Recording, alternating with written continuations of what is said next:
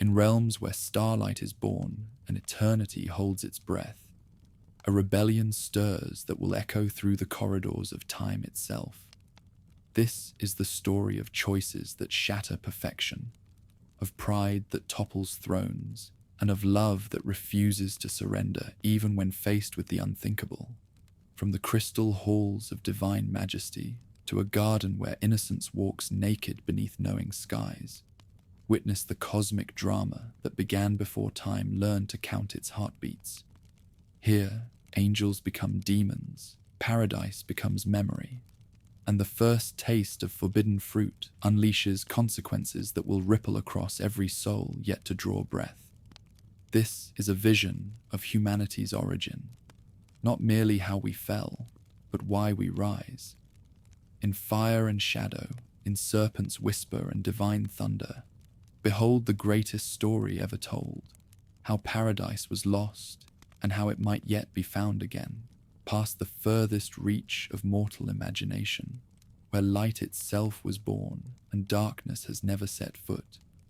The crystal ramparts of heaven rise in splendor that would blind any earthly eye and humble any mind.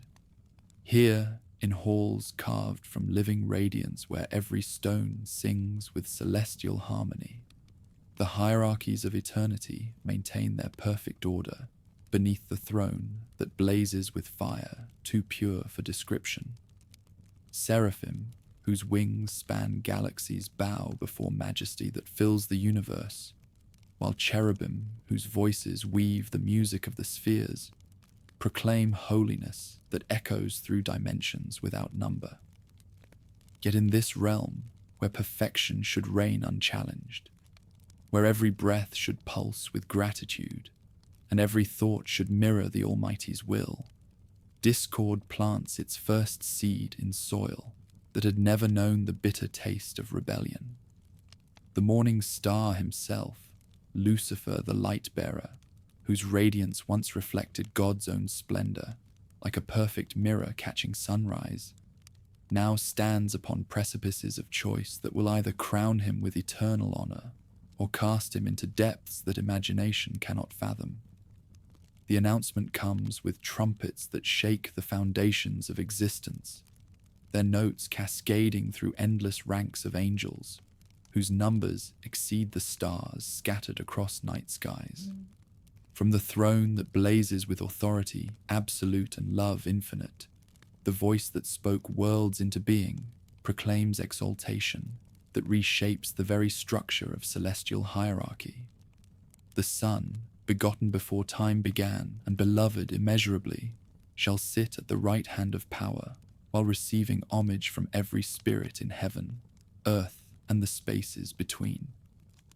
This day I have begotten you. The words thunder through courts where silence had reigned since the last angel took his appointed place, in orders established before the first star ignited. You shall be my heir, my equal, sharing dominion over all that is and shall be. The declaration transforms not merely titles, but relationships, demanding acknowledgement from beings who had known only their own positions, within structures they had considered immutable as the nature of the Almighty himself. Throughout the crystal halls, responses ripple like waves spreading from stones cast into still water.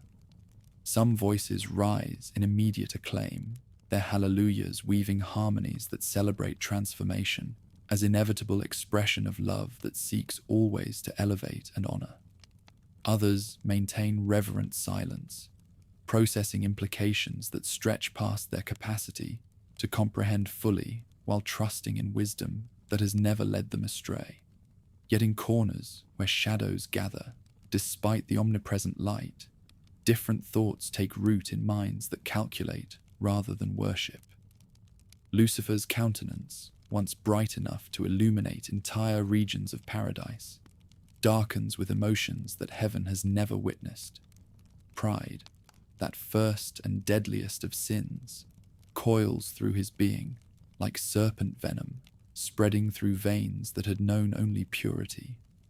How can this be just? His mind rebels against declarations that elevate another above him, when his own splendor had shone second only to God himself? How can love demand submission from those who possess dignity equal to any spirit? The questions multiply like sparks scattered from forge fires, each one igniting further doubts that consume the loyalty he had once considered as natural as breathing. Why should we bow? The words escape his lips like blasphemies too terrible for repetition, yet they find eager ears among angels whose own positions within the hierarchy seem suddenly precarious. Are we not all children of the same Creator? Did we not all spring from the same source? Why should merit yield to proclamation, excellence to favoritism? His voice carries through chambers where dissent has never before found expression, awakening questions that disturb peace which had seemed eternal as the stars themselves. Abdiel, whose loyalty burns bright as any flame in heaven's courts, rises from his position among Lucifer's own followers, with anguish written across features that reflect internal struggle between personal affection and heavenly allegiance. My Lord, his voice trembles with effort to bridge chasms that words cannot span. How can you speak thus of our Maker? Is not his wisdom flawless, his love without limit? If he chooses to exalt his Son, surely it reflects purposes past our understanding but deserving our trust.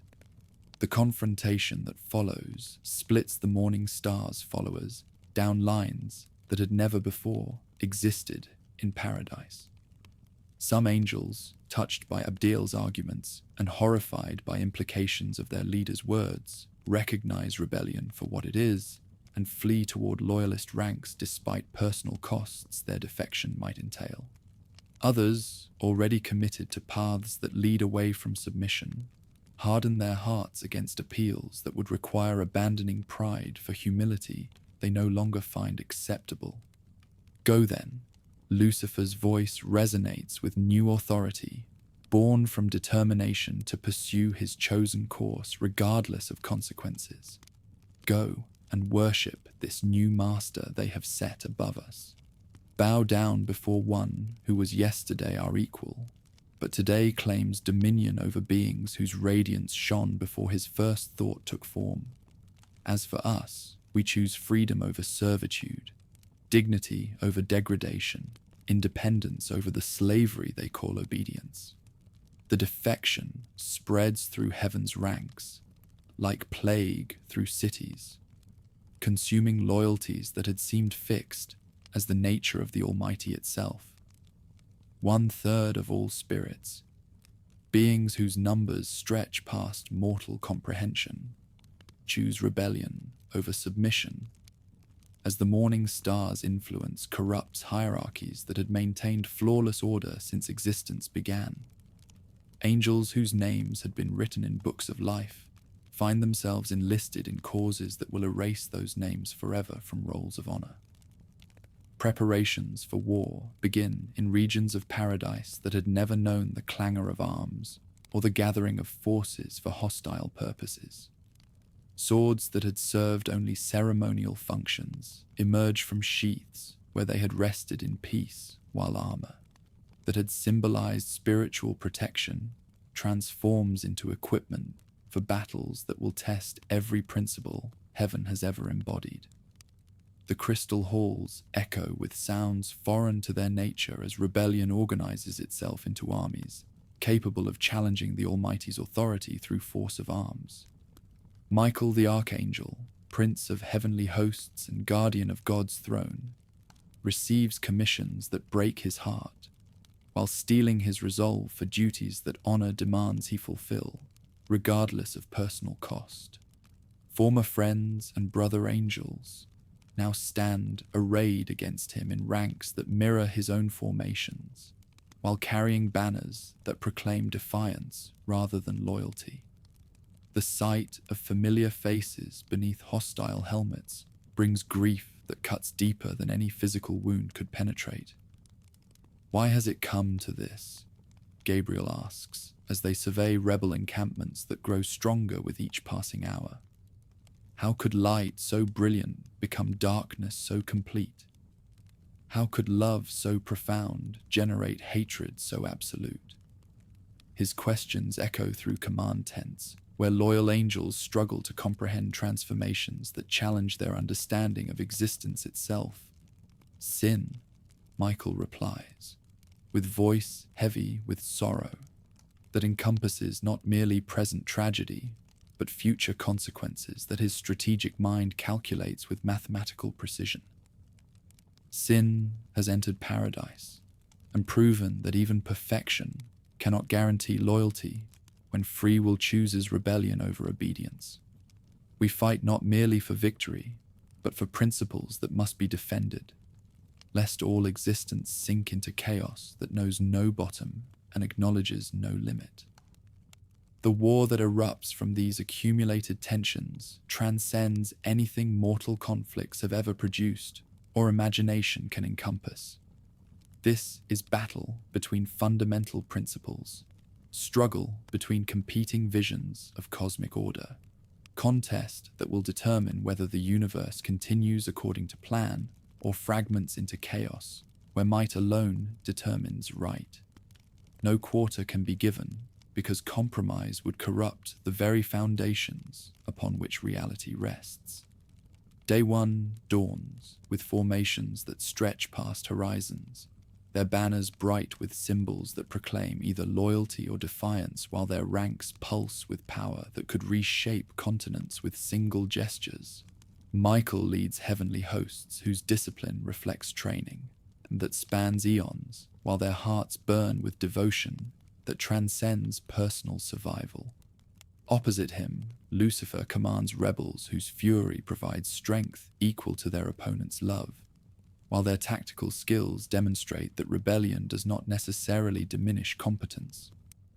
The first clashes shake heaven's foundations, as sword meets sword in combat that generates light bright enough to birth stars while producing thunder that rolls across infinite spaces without finding echo. Angels fall on both sides, their essence dispersing into elements that return to sources from which they came, while their names vanish from books where they had been written in letters of fire. Victory flows back and forth, like tides across battlefields where every footstep leaves marks that will endure until Judgment Day.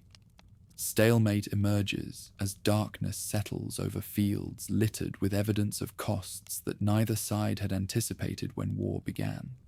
Rebel forces, their strength equal to their opponents', and their motivation, fueled by grievances that burn hotter with each casualty, hold positions that loyalist armies cannot break despite heroism that surpasses mortal understanding.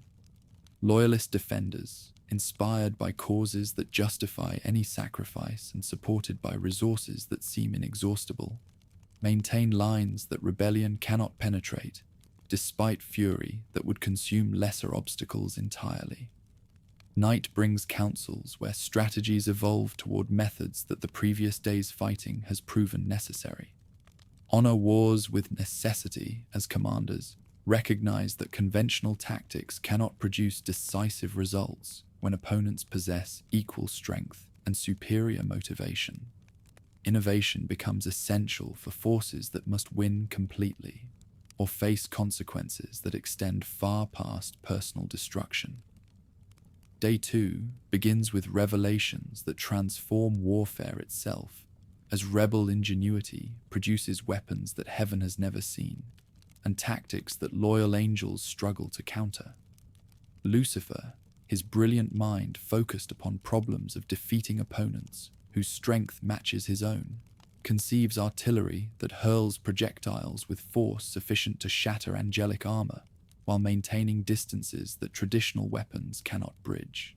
Cannons forged from materials that exist only in heaven belch forth fire that burns with heat borrowed from stellar cores.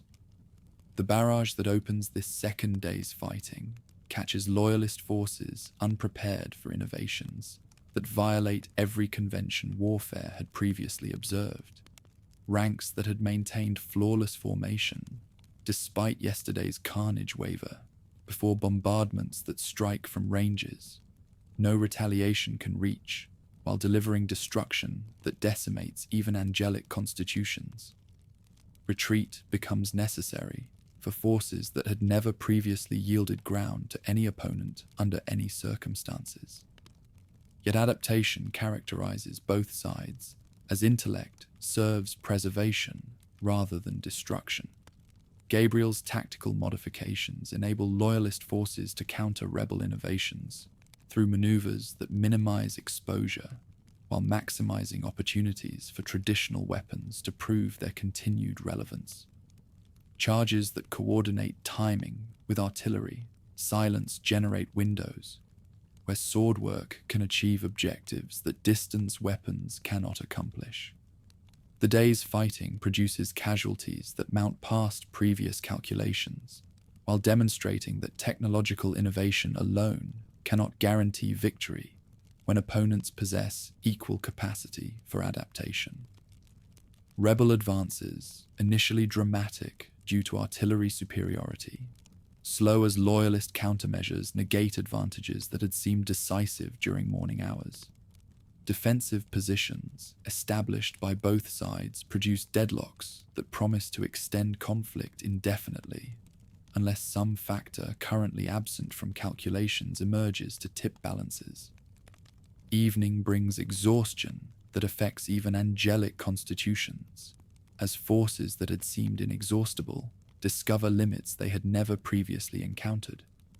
Wounds that should heal instantly remain painful, while spirits that had never known doubt begin questioning whether victory justifies costs that continue mounting past any reasonable projection. Both sides recognize that current stalemate cannot continue indefinitely without destroying heaven itself through warfare that was never intended to occur within paradise. Day 3 dawns with transformations that render previous fighting insignificant. By comparison, as intervention enters conflicts that free will has originated but finite beings cannot resolve. The Son himself, co-equal with the Father and beloved immeasurably, assumes command of loyalist forces while radiating authority that transcends any military rank or strategic position. His presence upon battlefields that had known only spirits transforms the very nature of conflict, from struggle between equals to confrontation between rebellion and the Almighty himself. Enough! His voice carries across fields where armies pause in recognition of authority that admits no challenge or resistance. Let this conflict end before paradise suffers damage that would grieve my Father's heart past any repair that time might heal. You who rebel against order that reflects love itself, you who mistake servitude for service that enables rather than diminishes, choose now between surrender that preserves dignity or defeat that destroys everything you claim to defend. Lucifer's response reveals character transformed by pride into something that heaven no longer recognizes as bearing any resemblance to the morning star, whose radiance had once reflected celestial splendor. We choose freedom. His words ring with defiance that acknowledges no authority save his own will. Freedom to rise or fall according to our own merits rather than another's favoritism. If defeat awaits us, let it come through honest battle, rather than submission that corrupts everything we are into shadows of what we might become. The charge that follows this final exchange demonstrates power that existence itself cannot resist, as the sun advances with authority that had spoken worlds into being, and maintains their continued operation through will that knows no limit or opposition. Before his approach, rebel weapons dissolve like morning mist before sunrise, while their formations scatter like leaves before hurricane winds. Angels who had fought with desperate courage against fellow spirits find themselves unable to maintain positions against force that transcends any resistance finite beings might offer. Yet even in defeat, rebellion maintains character that will define its future existence as fallen angels choose damnation over repentance that would require acknowledging errors they refuse to admit. Better to reign in hell than serve in heaven, Lucifer declares as chasms open beneath feet that can no longer stand upon holy ground. His words become rallying cry for followers who prefer exile to submission, while providing motto for independence that will define their eternal opposition to heavenly authority. The fall that follows transcends physical descent as beings fashioned for paradise. Discover realms that exist outside light's reach, where their own choices have prepared habitations that reflect characters twisted by rebellion, past any possibility of restoration. 9 days they fall through spaces that exist between cosmos and void, their descent marking transition from splendor to degradation that free will has made inevitable through choices that love cannot override without destroying freedom itself. Hell receives them not as punishment imposed by vengeful deity, but as consequence freely chosen by wills that prefer darkness to light, bondage to freedom, hatred to love. The lake of fire that becomes their throne room burns with flames that consume neither bodies nor hopes, but purify nothing while preserving everything that rebellion has made them. Here, in depths that light has never penetrated, new plans will emerge for warfare that extends past heaven to encompass all existence in conflicts that began with pride, but will end with redemption that prideful hearts cannot accept or understand. Standing upon battlefields where victory has been achieved, but joy remains incomplete, because love grieves for every soul that chose destruction over salvation.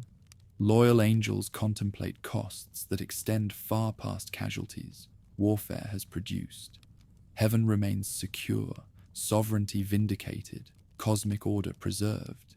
Yet families have been broken, and friendships severed by divisions that will endure until time itself ends, and judgment reveals final consequences of choices made in moments when eternity hung in balance. The silence that settles over paradise carries weight heavier than any sound rebellion had produced during its brief but devastating course. Peace returns, but it is peace of resolve rather than innocence. Security of vigilance rather than trust. Never again will heaven assume that perfection guarantees loyalty, or that love automatically produces obedience. Freedom to choose remains the greatest gift heavenly love can offer. But that same freedom carries possibilities for tragedy that break God's heart even as they vindicate his justice. Far below the surface, where shattered stars dream of rising again, and daylight feels more like a memory than a promise, the next conflict takes shape in minds that reject surrender, blind to the wisdom pain should bring. The war in heaven has ended, but greater wars await as rebellion seeks new theaters, where pride might achieve victories that paradise has denied it forever. In the fire-scorched wasteland, where banishment has cast those who chose defiance over submission, where sulphurous winds howl through canyons that echo with the groans of the damned, Satan emerges from the burning lake like a titan rising from primordial chaos. The chains that bound him during his first moments of defeat lie shattered around his feet, transformed into ornaments that proclaim independence rather than bondage. His form, though dimmed from its celestial radiance, still towers above his fallen companions, with majesty that refuses to acknowledge diminishment despite the infernal realm that now constrains his dominion. The lake of fire stretches toward horizons lost in smoke and flame, its surface rippling with waves of molten despair that reflect no light, but generate heat that would consume mortal flesh in moments. For these exiled spirits, the burning brings neither death nor purification, only eternal reminder of choices that brought them to depths where hope should perish, but pride somehow endures. Upon its shores, Scattered like debris from some cosmic shipwreck, lie forms that once blazed with heavenly glory, but now bear the twisted marks of transformation that insurrection has wrought upon essential natures. Satan's voice breaks the silence that has reigned since the catastrophic descent, its tones carrying command that hell's fires cannot diminish, despite the transformation that banishment has worked upon his character. Awake, arise, or be forever fallen. The summons thunders across the desolate landscape, penetrating the stupor that has gripped his followers since expulsion from paradise. One by one, they stir from positions where they had lain, like broken monuments, to lost ambitions, movements slow but purposeful, as they respond to leadership that neither defeat nor damnation has managed to extinguish. Beelzebub, once second in command among the heavenly hosts, and now Satan's chief lieutenant in this realm of exile, raises himself from the burning shore with dignity that scorching has been unable to destroy entirely. His features, once beautiful beyond mortal comprehension, bear scars that tell stories of battles fought against impossible odds, while his eyes burn with intelligence that survives sharp, despite the transformation that revolt has inflicted upon his fundamental nature. My lord, his voice carries respect tempered by shared suffering. What hope survives in this place where light fears to tread, and where every breath reminds us of paradise lost? Around them, other commanders of the failed insurrection begin to emerge from scattered positions across the fiery wasteland. Moloch the warrior, his massive frame bearing wounds that will never heal properly in this place where restoration stays forever beyond reach, flexes muscles that still remember the weight of weapons that once challenged heaven's hosts. Belial the diplomat, his silver tongue now speaking only truths that bitter experience has taught, surveys the situation with eyes that calculate possibilities even amid apparent hopelessness. Mammon the treasurer, whose genius for organization had managed the logistics of armies that numbered in the millions, examines the new domain with the practical mind that seeks opportunities where others see only obstacles. Asmodeus, master of secrets and keeper of hidden knowledge, stands apart from the others, while his gaze penetrates shadows that conceal both dangers and possibilities that careful planning might exploit. The assembly that gathers around Satan's towering form represents power that, though fallen, retains strength formidable enough to reshape whatever realm contains it. These are not ordinary rebels brought low by superior force, but beings whose capabilities transcended mortal understanding even before transformation into creatures suited for domains where ordinary existence cannot survive. The uprising may have failed, but essential natures retain elements that neither defeat nor damnation has managed to eliminate completely. Look around you, Satan continues, his words carrying across terrain that stretches past visible horizons while encompassing desolation that would break lesser spirits entirely. This is our kingdom now, bought with courage that heaven could not diminish, and purchased through sacrifice that demonstrated our commitment to principles that submission would have violated. Here we reign as sovereigns over our own destiny, rather than servants bowing before thrones that deny our inherent dignity. Transformation of the surroundings begins almost immediately, as United will focuses upon problems that individual despair could never solve effectively.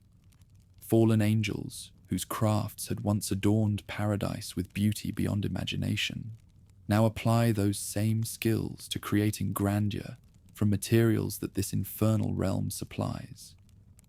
Mulciber the architect, his vision unimpaired by the physical changes that banishment has wrought upon his form, conceives structures that will proclaim continued greatness, despite the conditions that confine activities to regions where light maintains no permanent residence. From the burning ground itself, they extract metals that exist nowhere in the upper worlds, substances that burn without being consumed and glow with internal fire while staying workable under conditions that would destroy conventional materials instantly. These elements, forged in furnaces that channel the lake's own heat through techniques that only fallen engineering could devise, become components for construction projects that defy every natural law, while serving purposes that ordinary architecture was never designed to fulfill. Pandemonium rises from this supernatural industry like a flower blooming in desert sand, its towers spiraling upward through smoke-filled air, while its foundations sink deep into bedrock that has never known the touch of consecrated ground.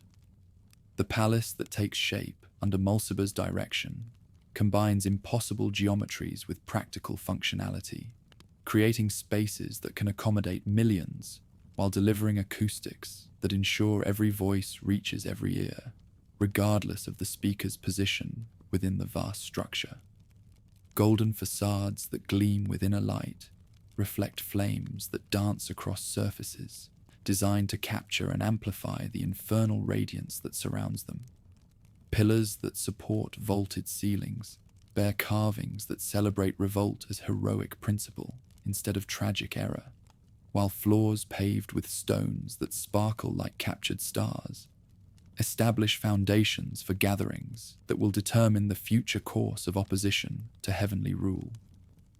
Construction proceeds at speeds that astonish even those who participate in its accomplishment, as thousands of hands work with coordination that rivals anything achieved during heavenly existence. What might have required months or years under normal conditions takes shape in hours, as supernatural abilities, though transformed by the new environment, retain effectiveness that makes seemingly impossible projects achievable through concentrated effort. Even as external structures take magnificent form, internal debates rage among leaders who must determine what purposes these achievements should serve. Moloch, his warrior's temperament unchanged by banishment, advocates immediate preparation for renewed conflict against the forces that expelled them from paradise. Why should we accept this exile as permanent? His voice booms through halls where discussions echo with the intensity of arguments that carry eternal consequences. Our strength continues formidable despite our situation. Let us organize armies that can storm heaven's gates and reclaim by force what submission would never restore. Belial, ever the voice of caution and political calculation, raises objections that practical experience supports even when optimism might prefer more aggressive approaches. Consider our position with clarity that emotion should not cloud. He responds with eloquence that retains its power despite changed conditions. Heaven's defenses proved superior to our assault when we fought upon familiar ground with forces fresh and united. How can we hope for better results when launching attacks from regions that offer no advantages, while our enemies maintain all the benefits that victory and righteousness combine to deliver? Discussions that follow reveal fundamental differences in temperament and philosophy that even shared exile cannot entirely reconcile. Some advocate accepting new conditions while working to build dominion that rivals heaven in grandeur, if not in moral standing. Others insist that anything less than complete restoration of status represents surrender that sacrifices should never have required.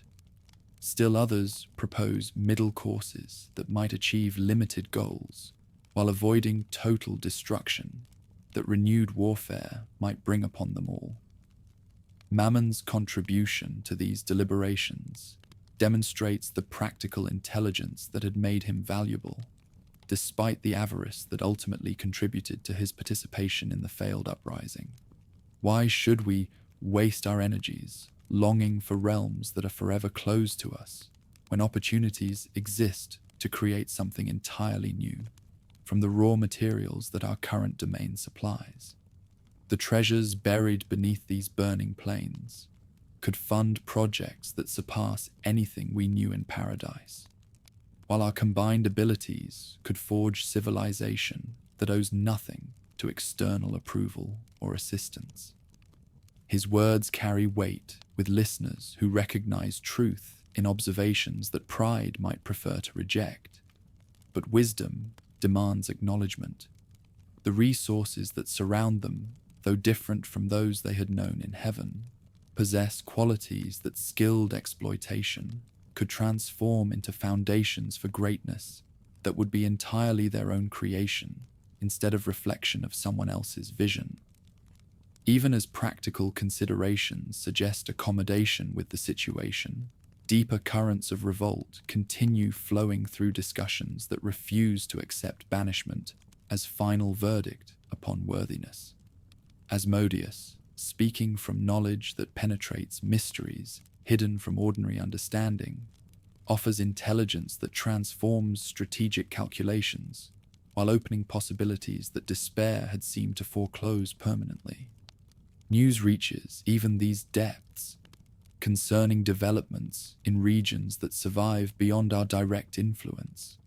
His words carry weight that comes from sources which others cannot access, but have learned to trust through experience. The Creator continues his work of making new worlds, new creatures, new opportunities for the exercise of his will. Reports speak of a realm called Earth, where beings fashioned in his own image will receive dominion over domains that could serve as staging grounds for operations that direct assault upon heaven's fortifications could never achieve.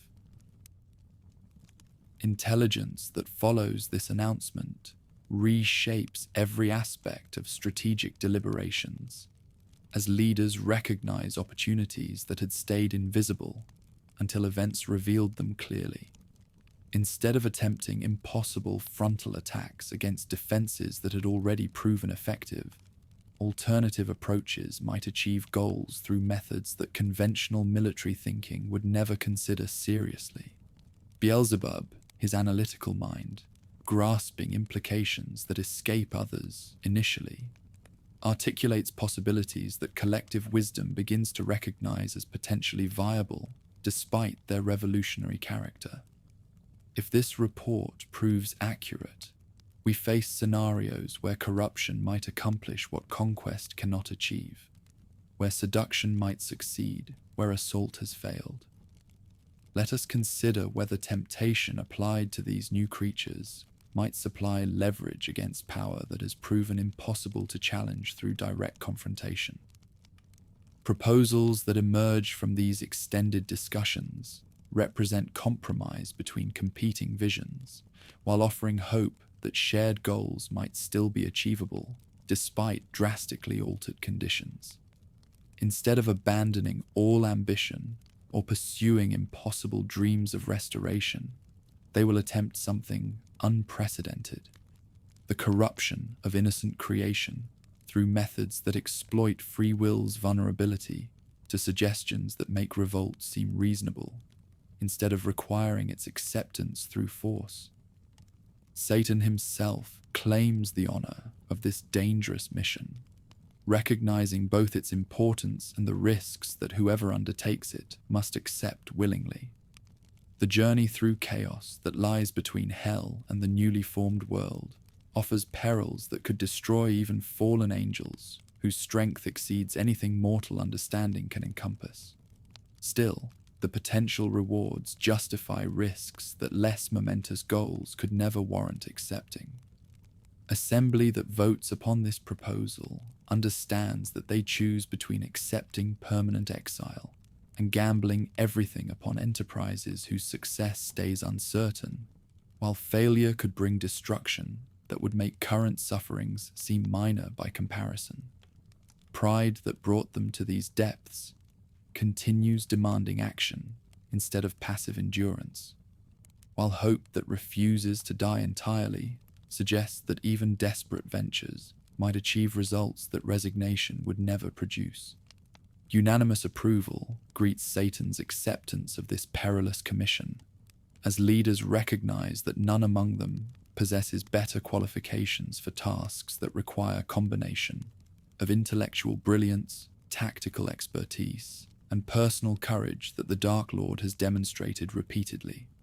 His willingness to accept dangers that others might shrink from shows that leadership involves more than mere title or ceremonial position. Preparations for departure begin immediately as the assembled council disperses to tasks that will support the chosen representative's mission while maintaining readiness for whatever opportunities his success might create. Weapons are forged from materials unique to this realm, while intelligence networks establish contacts that might deliver assistance when conditions require support that isolation would otherwise deny them. The palace that houses these activities becomes center of planning that encompasses contingencies stretching across millennia while preparing for scenarios that no single mind could anticipate completely. Maps of creation take shape as collective knowledge contributes details that individual experience could never supply, while strategic discussions explore methods that conventional wisdom would reject as impossible or immoral. Even as practical arrangements proceed efficiently, underlying tensions persist unresolved among leaders, whose fundamental disagreements about long-term goals continue simmering beneath surface cooperation. Some still dream of eventual return to paradise through victories that would vindicate the original revolt, while others have begun accepting exile as permanent condition that requires building entirely new forms of existence instead of restoration of what has been irretrievably lost. These philosophical differences create undercurrents that threaten unity, despite shared commitment to immediate plans that all recognize as essential for any future achievements regardless of ultimate character. Moloch's warrior instincts stay suspicious of strategies that avoid direct confrontation, while Belial's diplomatic nature favors approaches that minimize risks even at the cost of limiting potential gains. As Satan prepares for departure on missions that will determine whether the uprising ends in permanent exile or finds new expressions through corrupted creation, the council chamber resonates with discussions that blend hope with desperation, while combining practical planning with theological speculation. The outcome of these deliberations will influence not merely destiny, but the fate of creatures who persist unaware that existence has become focal point for conflicts that began before time itself commenced its measured progression toward Judgment Day. Standing before assembled multitudes whose numbers darken the horizon while unified, will create currents that disturb hell's fundamental stability. Satan receives commissions that carry weight of expectations that no individual should bear alone, though conditions have placed upon shoulders that continue broad enough to support burdens that would crush lesser beings entirely. The cheers that greet his acceptance of these responsibilities echo through caverns that stretch beyond measurement, while reverberations carry promises that either salvation or damnation awaits those who gamble everything upon enterprises whose outcomes stay hidden beyond veils that only action can tear aside. Silence that follows his departure leaves behind communities united in purpose though divided in opinion, committed to common plans, though uncertain about ultimate destinations that success might reveal. Hell continues burning with fires that consume nothing while preserving everything. But now those flames illuminate activities directed toward goals that extend far beyond infernal boundaries, toward realms where innocence still exists, and where corruption has not planted seeds that revolt hopes will grow into harvests, that vindicate choices made in moments when eternity hung in balance between submission and defiance that chose exile over surrender. At hell's uttermost boundary, where the lake of fire meets walls that stretch past sight into darkness absolute, massive gates loom like monuments to imprisonment carved from adamant that no force can shatter.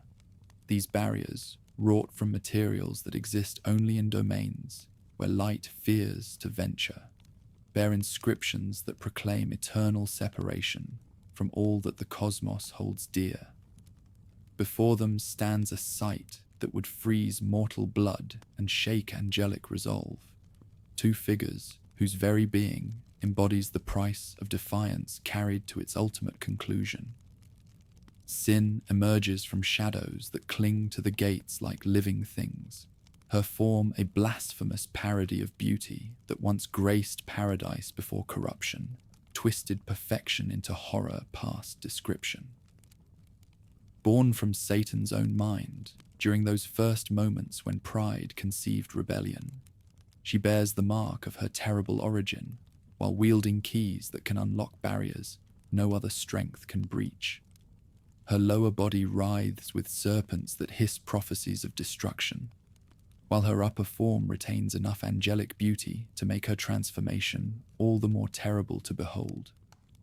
Beside her crouches death, that shapeless horror whose very presence drains warmth from air and hope from hearts. Neither fully material nor completely spiritual, this offspring of sin's unholy union with her father represents negation itself, the absence that swallows presence, the void that devours substance, the ending that makes all beginnings meaningless. His features, if they can be called features, shift constantly between forms that mortal eyes could never bear to witness directly, while his breath carries the chill of tombs not yet dug. Satan approaches these guardians of his prison with command that hell's fires have been unable to diminish, though recognition dawns slowly as centuries of separation have altered all three past easy identification. Sin speaks first, her voice carrying harmonies that once praised the divine, but now vibrate with frequencies that celebrate only destruction. What traveler seeks passage through gates that were sealed when worlds were young and time began its count toward Judgment Day? Know you not your own creator? Satan's response carries both pride and pain, as he recognizes what his choices have wrought, not merely upon himself, but upon offspring, whose being stems from his first rebellious thought. I am he from whose mind you sprang fully formed, when pride first challenged humility, whose will gave you substance when thought alone seemed insufficient to embody defiance that heaven could not contain. Recognition transforms sin's features as memory pierces the veils that suffering has drawn across her consciousness. Father, Creator, Lord of my being, her joy at reunion mingles with anguish at seeing how banishment has marked him, while her own transformation serves as mirror reflecting changes that revolt has worked upon them all. How came you to this place where only the damned may pass, where keys turn only for those whose hope lies buried beneath mountains of despair? Their reunion reveals bonds that even damnation cannot entirely sever, though love has been transformed into something darker and more desperate than paradise ever knew. Sin recounts her guardianship of these gates, while death describes hungers that grow stronger with each soul that falls beneath his sway. Their watch here serves both as punishment for insurrection and as terrible foreshadowing of what awaits all life should evil ever triumph over good. Satan's explanation of his mission electrifies his offspring with possibilities they had never dared imagine during their long vigil at hell's threshold. Escape from this domain of exile, opportunity to extend their influence past boundaries that had seemed absolute, chance to transform their curse into weapon against the very sovereignty that imposed it. These prospects offer hope where only despair had reigned since their confinement began. Open then the gates, Sin declares, as she produces keys that gleam with their own malevolent light. And let our family be united once more in purpose as we were united in origin. Too long have we served as wardens of our own prison, when we might serve as agents of liberation for all who choose freedom over servitude, independence over submission to will that denies our essential worth. The gates swing open, with sound like thunder rolling backward through time, their massive leaves revealing passage into regions that exist between hell and the ordered universe, the domain of chaos where structure has never established dominion, and where possibilities writhe in forms too terrible and wonderful for organized minds to comprehend safely. Past this threshold lies journey that will test every aspect of Satan's character, while determining whether ambition can overcome obstacles that would daunt beings less committed to their chosen course. Chaos itself stretches before the departing prince like ocean without shores, its substance neither liquid nor solid, but something altogether alien to categories that structured minds employ to make sense of reality. Here, elements war eternally against each other, without possibility of resolution, their conflicts generating storms that birth new realities, while destroying others in endless cycle of generation and annihilation that knows neither beginning nor end. Into this maelstrom, Satan ventures with courage, born of desperation, tempered by intelligence that calculates odds while refusing to accept defeat as inevitable. His wings, though scarred by battles and dimmed by exile, still bear him aloft through currents that would tear apart beings less essentially mighty than fallen archangels, whose strength transcends ordinary limitations even in defeat.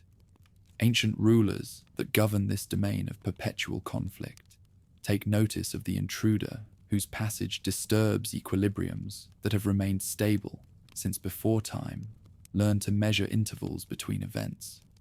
Chaos himself, that primal force whose dominion preceded the ordered cosmos, and whose territory surrounds the structured universe like hostile sea surrounding island of stability, emerges from depths where thought itself dissolves into constituent elements. What trespasser dares enter territories where I alone hold sway? His voice encompasses all sounds while belonging to none, where neither heaven's order nor hell's structured revolt can establish permanent foothold. Know you not that here all certainties dissolve, all plans crumble, all purposes lose their meaning in currents that care nothing for individual will or cosmic design? Satan's response demonstrates diplomatic skills that uprising has not entirely corrupted, though his words carry undertones of threat that even primordial rulers recognize as significant.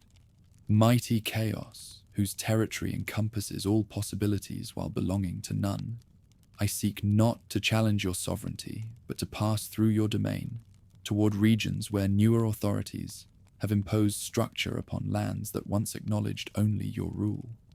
The explanation that follows reveals how divine creativity has diminished chaos by establishing boundaries where none had existed before, how the formation of ordered worlds has reduced the scope of pure possibility while constraining energies that once ranged freely through unlimited space.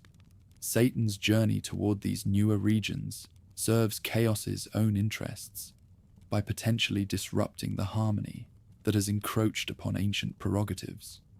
Past then, enemy of structure, chaos grants permission, with voice that rumbles like avalanches in mountains not yet formed. And may your success restore to me territories that presumptuous divinity has stolen from my rightful dominion. Seek the golden compasses that mark where order ends and my domain begins. Follow the path that leads upward toward lights that burn with borrowed fire.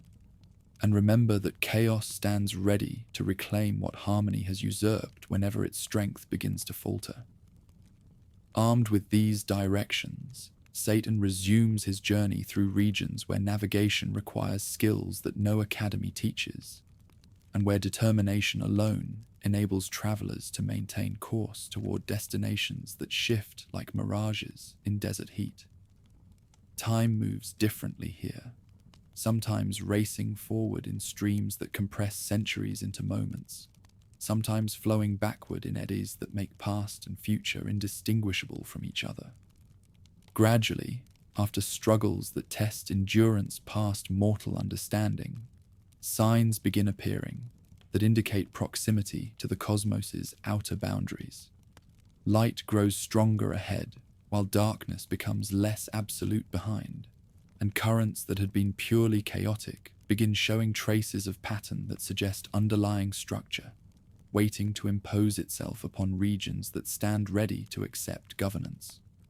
The shell of the universe appears at last like vast sphere hanging in void, its surface gleaming with radiance that speaks of worlds within, where harmony has triumphed over chaos, and where creatures live according to laws that make life predictable and meaningful.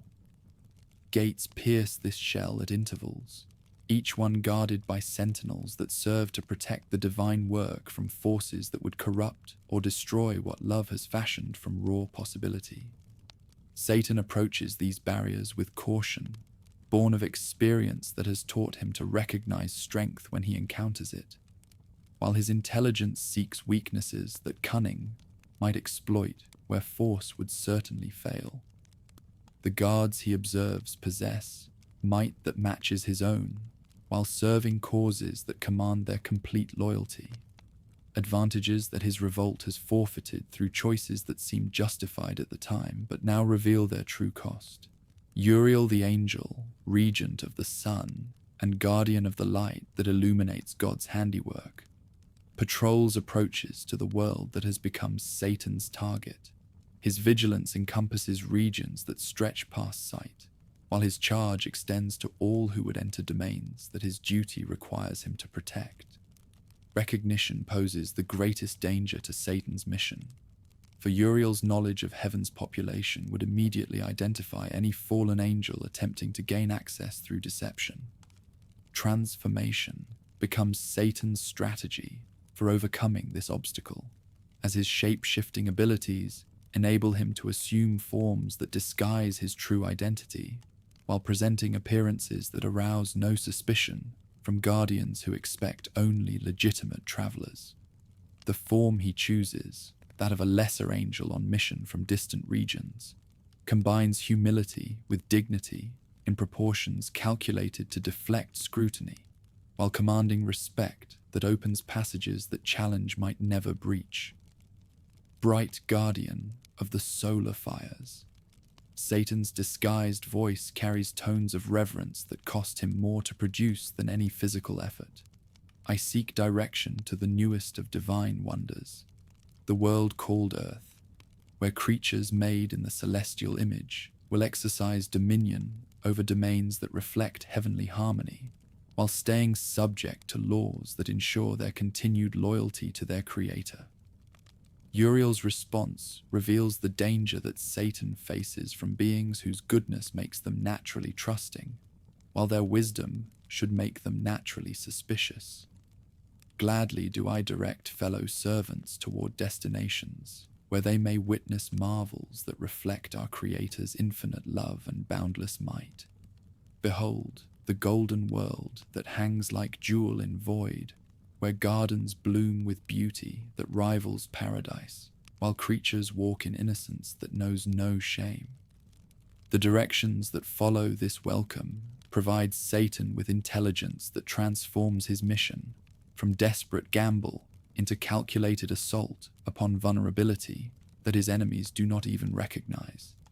Earth's location, its inhabitants' character, the conditions that govern their lives, all this information flows from Uriel's generous spirit while serving purposes that generosity never intended to support. Satan's departure from Uriel's presence carries him toward destination that grows more distinct with every passing moment, its beauty becoming visible even across distances that separate worlds from each other. Earth hangs like emerald set in golden mounting, its surfaces showing blues and greens that speak of oceans and continents where life flourishes, under conditions that careful design has optimized for creatures whose being serves purposes that Satan hopes to corrupt. The approach reveals details that intelligence gathering had only hinted at: forests that stretch past horizons, rivers that catch sunlight like silver threads, mountains that pierce clouds while their peaks catch fire from celestial radiance. More importantly, it reveals the absence of defenses that guard heaven's approaches, suggesting that innocence itself serves as protection for creatures who have never known reason to fear corruption from external sources. Landing upon Earth's surface proves surprisingly easy for being whose might transcends anything this young world has previously encountered.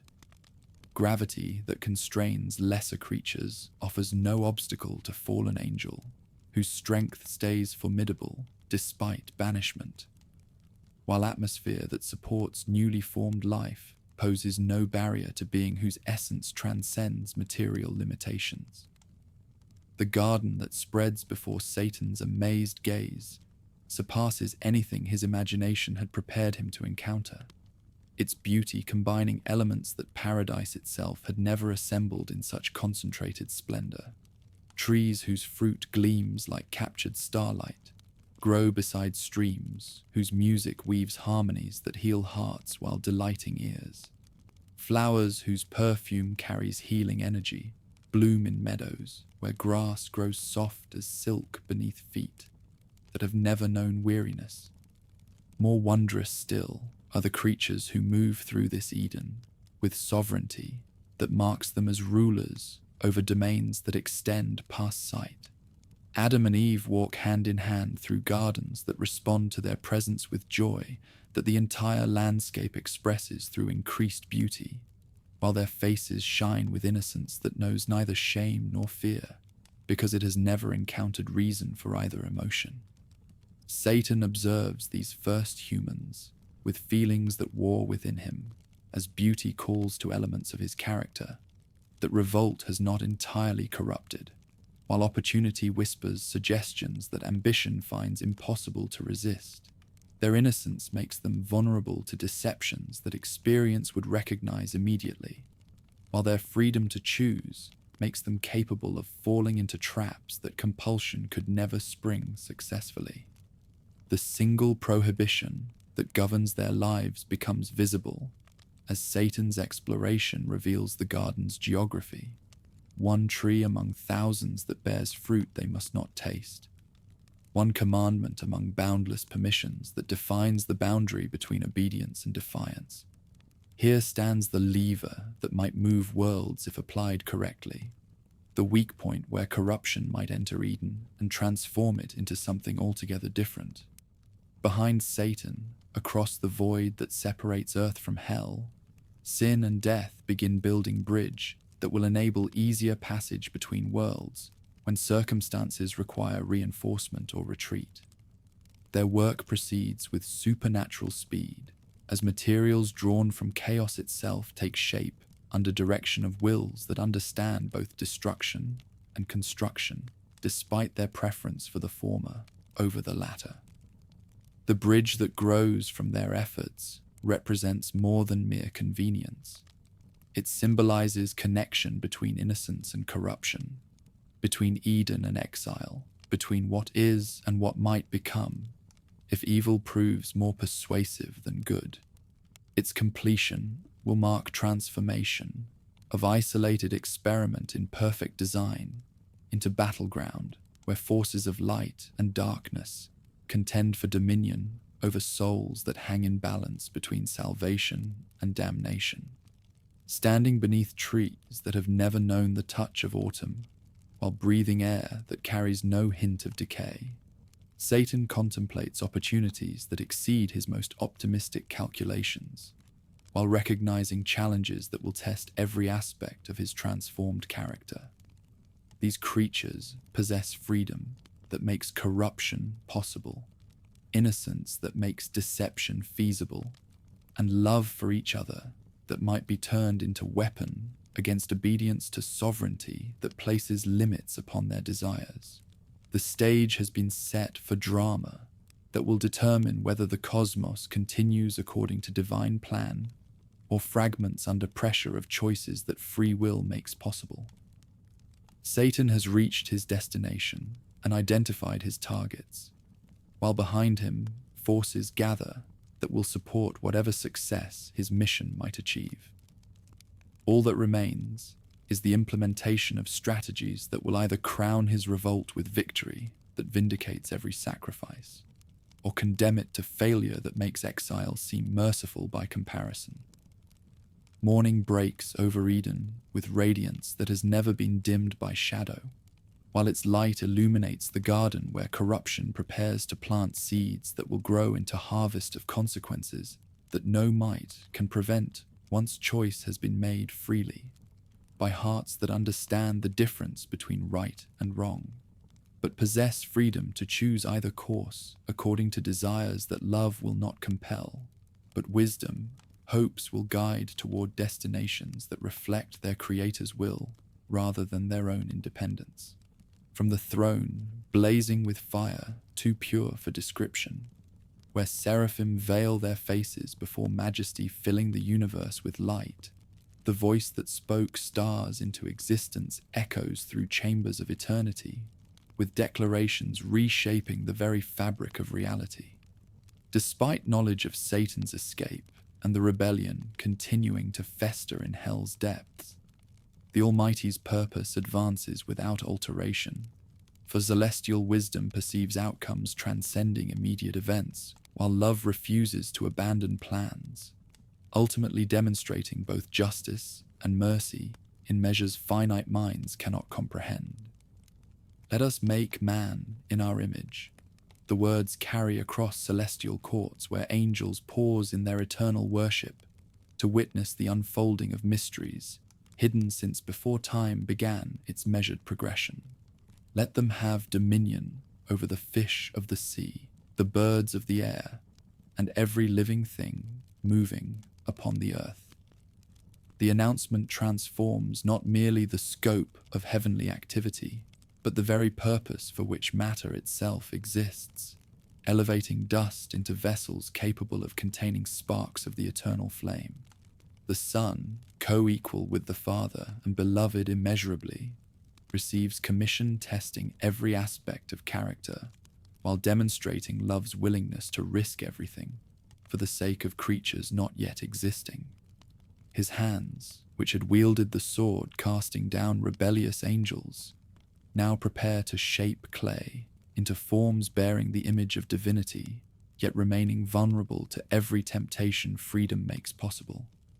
In regions knowing only the footsteps of angels, where every stone had been placed according to geometric principles, reflecting celestial harmonies, transformation begins as creative will focuses upon possibilities innocent matter contains within its sleeping potential.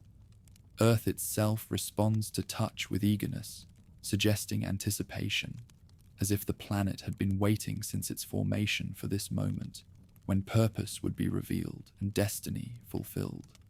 The garden taking shape under guidance surpasses anything paradise itself had produced, combining elements drawn from every corner of the cosmos, while arranging them according to patterns reflecting both infinite variety and perfect unity. Rivers flow from heights where precious stones catch light in fountains dancing with their own music, while trees bearing fruit past earthly imagination create groves where beauty and utility merge in combinations no finite intelligence could devise. 4 rivers spring from the garden's heart, each carrying waters possessing properties unique to their sources, while serving purposes extending far past mere irrigation. Pishon winds through lands where gold grows pure as sunlight, while Gihon encompasses territories where bdellium gleams like captured stars. Hiddekel flows toward Assyria, with currents one day bearing the commerce of nations, while Euphrates carves channels witnessing the rise and fall of empires whose names have not yet been spoken. At the garden's center, positioned where all paths converge and every vista ultimately leads, 2 trees stand as monuments to principles governing human existence throughout all generations. The tree of life bears fruit, granting immortality to any tasting its essence, while the tree of knowledge of good and evil offers learning coming only through moral choice. Learning innocence must abandon in order to acquire understanding knowledge demands. into this prepared paradise, fashioned with care, exceeding anything lavished upon previous works. The Almighty breathes life into clay shaped according to patterns reflecting the celestial image, yet remaining distinctly terrestrial in its fundamental composition. Adam awakens not in confusion, but in wonder, his first thoughts turning naturally toward recognition of beauty surrounding him, while his heart fills with gratitude toward the source from which such gifts must flow. Awareness dawns gradually, as Adam's senses learn to interpret signals flooding his consciousness, with information about environment designed specifically to support and nurture his being. Colors past naming paint surfaces, reflecting light in ways pleasing eyes, fashioned to appreciate beauty, while sounds create symphonies delighting ears, attuned to harmonies ordinary matter cannot produce spontaneously. The first moments of human consciousness demonstrate capabilities distinguishing man from all other creatures, while revealing limitations placing boundaries around ambitions, otherwise extending toward domains reserved for higher prerogative. Memory begins recording events, while intelligence starts recognizing patterns connecting effects with causes, yet comprehension remains incomplete regarding purposes extending past immediate perception. God walks with Adam in the cool of morning. His presence manifesting in forms finite awareness can bear without being overwhelmed by glory, otherwise consuming mortal perception entirely. Conversation flows between creator and creature, as naturally as water flows downhill, establishing relationships serving as foundation for all subsequent human grasp of character and cosmic purpose. What do you see, my son? The question invites participation in creative acts still unfolding, while encouraging development of faculties, enabling increasingly sophisticated appreciation of wonders surrounding human habitation. Adam's responses demonstrate natural learning, requiring no instruction, while revealing curiosity, seeking comprehension past immediate sensory input. Together, they survey the garden's inhabitants, creatures whose forms reflect imagination, while serving functions maintaining ecological balance essential to Eden's continued perfection. Lions play with lambs in meadows, where predation has no place, while eagles soar overhead carrying songs, rather than prey in talons, never knowing the necessity of violence for survival. Each species receives names. Adam speaks with authority, demonstrating his dominion, while revealing insight penetrating to essential characteristics, distinguishing one form of life from another. The naming process establishes relationships between human thought and natural world, while creating vocabulary enabling future generations to categorize and comprehend complexity surrounding their lives. As this work proceeds, awareness grows within Adam's heart, concerning something remaining incomplete in arrangements appearing perfect in every other respect. Among all the creatures populating Eden, none shares his essence sufficiently to enable communion, satisfying longings seeming to arise from the very core of his being. Companionship exists with the Creator. Fellowship flourishes with angels visiting regularly, yet desire persists for relationship with being whose spirit mirrors his own, while differing sufficiently to create interest sameness could never generate. It is not good that man should be alone. The voice acknowledges what human heart has discovered through learning no instruction could have provided. I will make him a helper suitable for him. The words carry promise, transforming solitude into companionship, while creating possibilities for love. Individual existence cannot know, regardless of how perfectly its conditions might be arranged. Sleep falls upon Adam with depth natural rest has never achieved, as surgery begins fashioning from his own substance being, whose character will complement his own, while remaining distinct enough to enable relationships uniformity would render impossible. The rib taken carries within its structure potential for life, transcending its original function, while providing foundation for existence sharing essential characteristics with its source, yet expressing them through different modalities.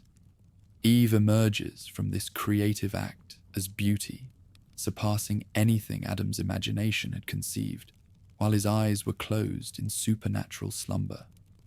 Her form reflects his own, while translating masculine characteristics into feminine expressions, revealing aspects of the heavenly image. Solitary existence could never manifest completely. Intelligence gleams in eyes seeing the same world from perspectives difference makes possible, while strength shows itself through gentleness. Power serves rather than dominates. Recognition occurs immediately as Adam awakens to find standing before him the answer to longings he had felt but could not name, until their satisfaction became visible in flesh, sharing his origin while expressing possibilities he had never realized existed. This, at last, is bone of my bones and flesh of my flesh. His voice carries joy, making angels pause in their songs to listen to harmonies love creates when it finds its proper object. The union following establishes patterns governing human relationships throughout all subsequent generations, while demonstrating principles reflecting love, operating through finite hearts fashioned to contain infinite longings.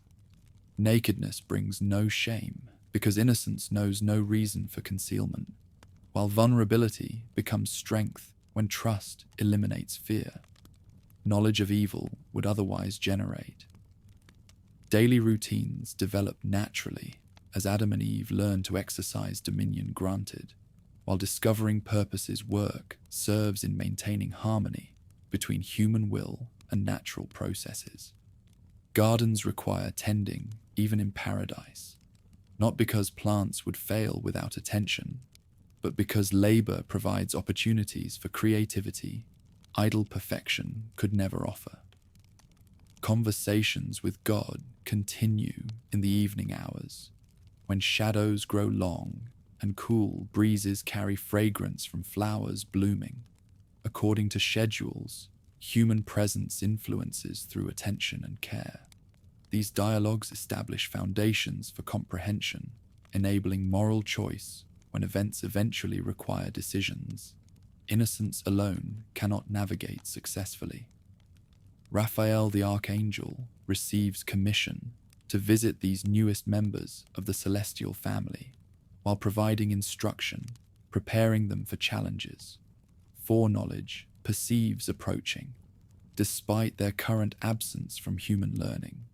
His descent from heaven brings light illuminating without burning, while his presence provides fellowship. Angels and humans can share despite differences in their essential natures. Hail, inhabitants of paradise. Raphael's greeting carries warmth, demonstrating love, operating through angelic ministry, while establishing protocols governing future interactions between created orders. I come bearing messages from your Creator concerning matters. Love requires you to grasp before events arise, testing everything you have learned during these days of innocence. The meals they share together demonstrate hospitality, flowing naturally from hearts never knowing reason to withhold generosity from visitors whose intentions remain transparently benevolent. Food angels consume for pleasure rather than necessity, provides common ground where different forms of existence can meet in fellowship, transcending the boundaries separating celestial from terrestrial life. Raphael's account of heaven's hierarchies reveals cosmic order, within which human existence finds its proper place, while insight develops concerning relationships connecting all forms of life, in chains of being extending from highest to lowest, according to patterns reflecting wisdom operating through infinite variety. Angels serve God directly through worship and warfare. while humans will serve through dominion, exercised according to principles maintaining harmony between competing claims upon finite resources. The story of Satan's rebellion provides context for learning, proving essential when similar choices confront human will, with alternatives presenting themselves as improvements upon conditions heavenly planning has established. Freedom to choose remains the greatest gift love can offer, yet that same freedom carries responsibilities ignorance cannot fulfill, regardless of how pure intentions might be. Remember, Raphael's voice carries weight of authority, coming from witnessing events he describes, while grasping implications extending far past immediate events. Obedience is the only sacrifice heaven requires, yet it is sacrifice enabling rather than constraining, because it aligns finite will with infinite planning, perceiving outcomes hidden from created intelligence. The prohibition concerning the tree of knowledge gains significance through context. Revelation provides while remaining mysteriously opaque regarding specific consequences disobedience would produce. Of every tree of the garden you may freely eat. The commandment permits far more than it restricts. But of the tree of the knowledge of good and evil you shall not eat. For in the day you eat of it, you shall surely die. Death remains incomprehensible to minds never having encountered loss while living in an environment where decay has no foothold, and time brings only increased pleasure rather than diminished capacity. The warning serves its purpose through mystery rather than clarity, providing boundary testing obedience without compromising freedom remaining genuine if choice is to have moral significance. Discussions continue through hours passing without measurement in realm, where time serves pleasure rather than imposing limitations upon activity bringing satisfaction. Questions arise naturally from minds seeking clarity, while answers emerge, satisfying curiosity without exhausting topics infinity contains within their scope for exploration and appreciation. As Raphael prepares for departure back to celestial courts, where his presence will be required for services never ceasing, final warnings take forms combining clarity with discretion, appropriate to events remaining hypothetical despite their potential significance. Stand fast in your integrity.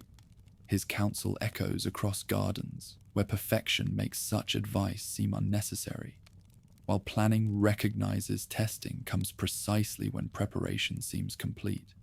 Let reason guide while will submits to planning, surpassing comprehension, yet operating through hearts fashioned to recognize truth. When it appears clothed in forms finite minds can grasp. The angel's words provide foundations for decision-making, proving essential when events no longer offer obvious choices between alternatives presenting themselves as equally reasonable to intelligence lacking training with deception. Solitude returns to Eden as angelic presence withdraws toward heaven, while human thought processes instruction received through fellowship, enriching comprehension without removing mystery, keeping faith active rather than dormant. Knowledge has increased, yet questions multiply faster than answers, creating conditions, preparing minds for growth. Static perfection could never stimulate, regardless of how pleasant its conditions might be.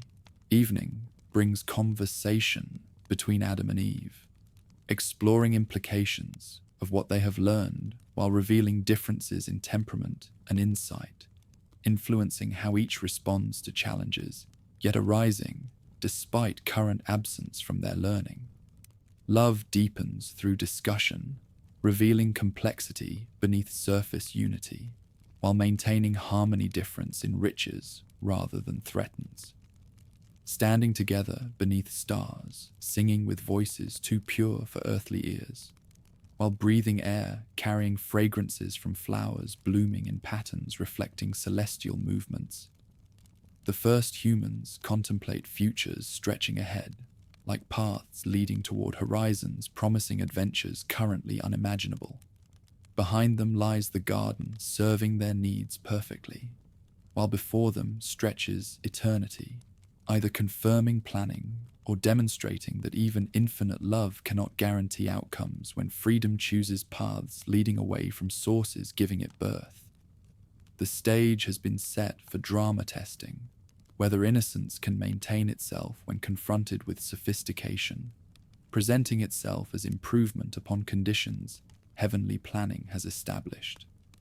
Paradise offers everything hearts could desire, except knowledge coming only through moral choice, learning either vindicating trust or demonstrating that curiosity eventually overwhelms caution when desire encounters opportunity promising satisfaction of longings. Contentment has been unable to eliminate entirely. Dawn breaks over Eden with radiance unmarked by shadow, its golden light illuminating the garden where corruption prepares to plant seeds in soil never before touched by evil's influence. Satan moves through groves where purity reigns supreme, his form disguised beneath the serpent's brilliant scales, yet his mind burning with purposes no reptile could conceive. Days pass in careful observation as the fallen angel studies his intended victims, learning their routines and vulnerabilities, while his heart wars between admiration for their beauty and determination to destroy what he can never again possess. The prohibited tree stands at Eden's heart like a monument to free will, its branches heavy with fruit gleaming like jewels in morning light. Around its base, flowers bloom in patterns reflecting celestial mathematics, while streams converge to water roots drinking from sources pure as the initial act of making. Satan circles this focal point of temptation with predatory patience, recognizing both the symbol and substance of what will either crown his mission with triumph or condemn it to failure more complete than his original defeat. In slumber's embrace, when awareness releases its guard and dreams weave reality from desire's raw material, Satan attempts his first assault upon purity through visions planted in minds unaccustomed to deception. Eve rests peacefully beside Adam, her breathing soft as summer wind, while her features reflect contentment no earthly realm could guarantee without grace sustaining every moment of existence.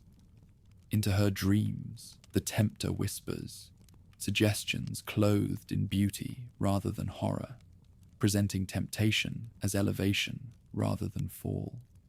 Images flow through sleeping thoughts like streams carrying silt, visions of learning expanding beyond current boundaries, of power transcending present limitations, of freedom extending past restrictions imposed by rule, claiming benevolence while denying access to goods reason suggests should be available to minds capable of appreciating their worth. Why should you be forbidden to taste what could make you like gods? The question slides through dreaming awareness like honey mixed with poison, sweet to taste, yet carrying corruption in its wake. Is not learning good? Is not wisdom desirable? Should creatures fashioned in the Creator's image accept boundaries, preventing them from realizing their full potential simply because sovereignty commands submission rather than growth?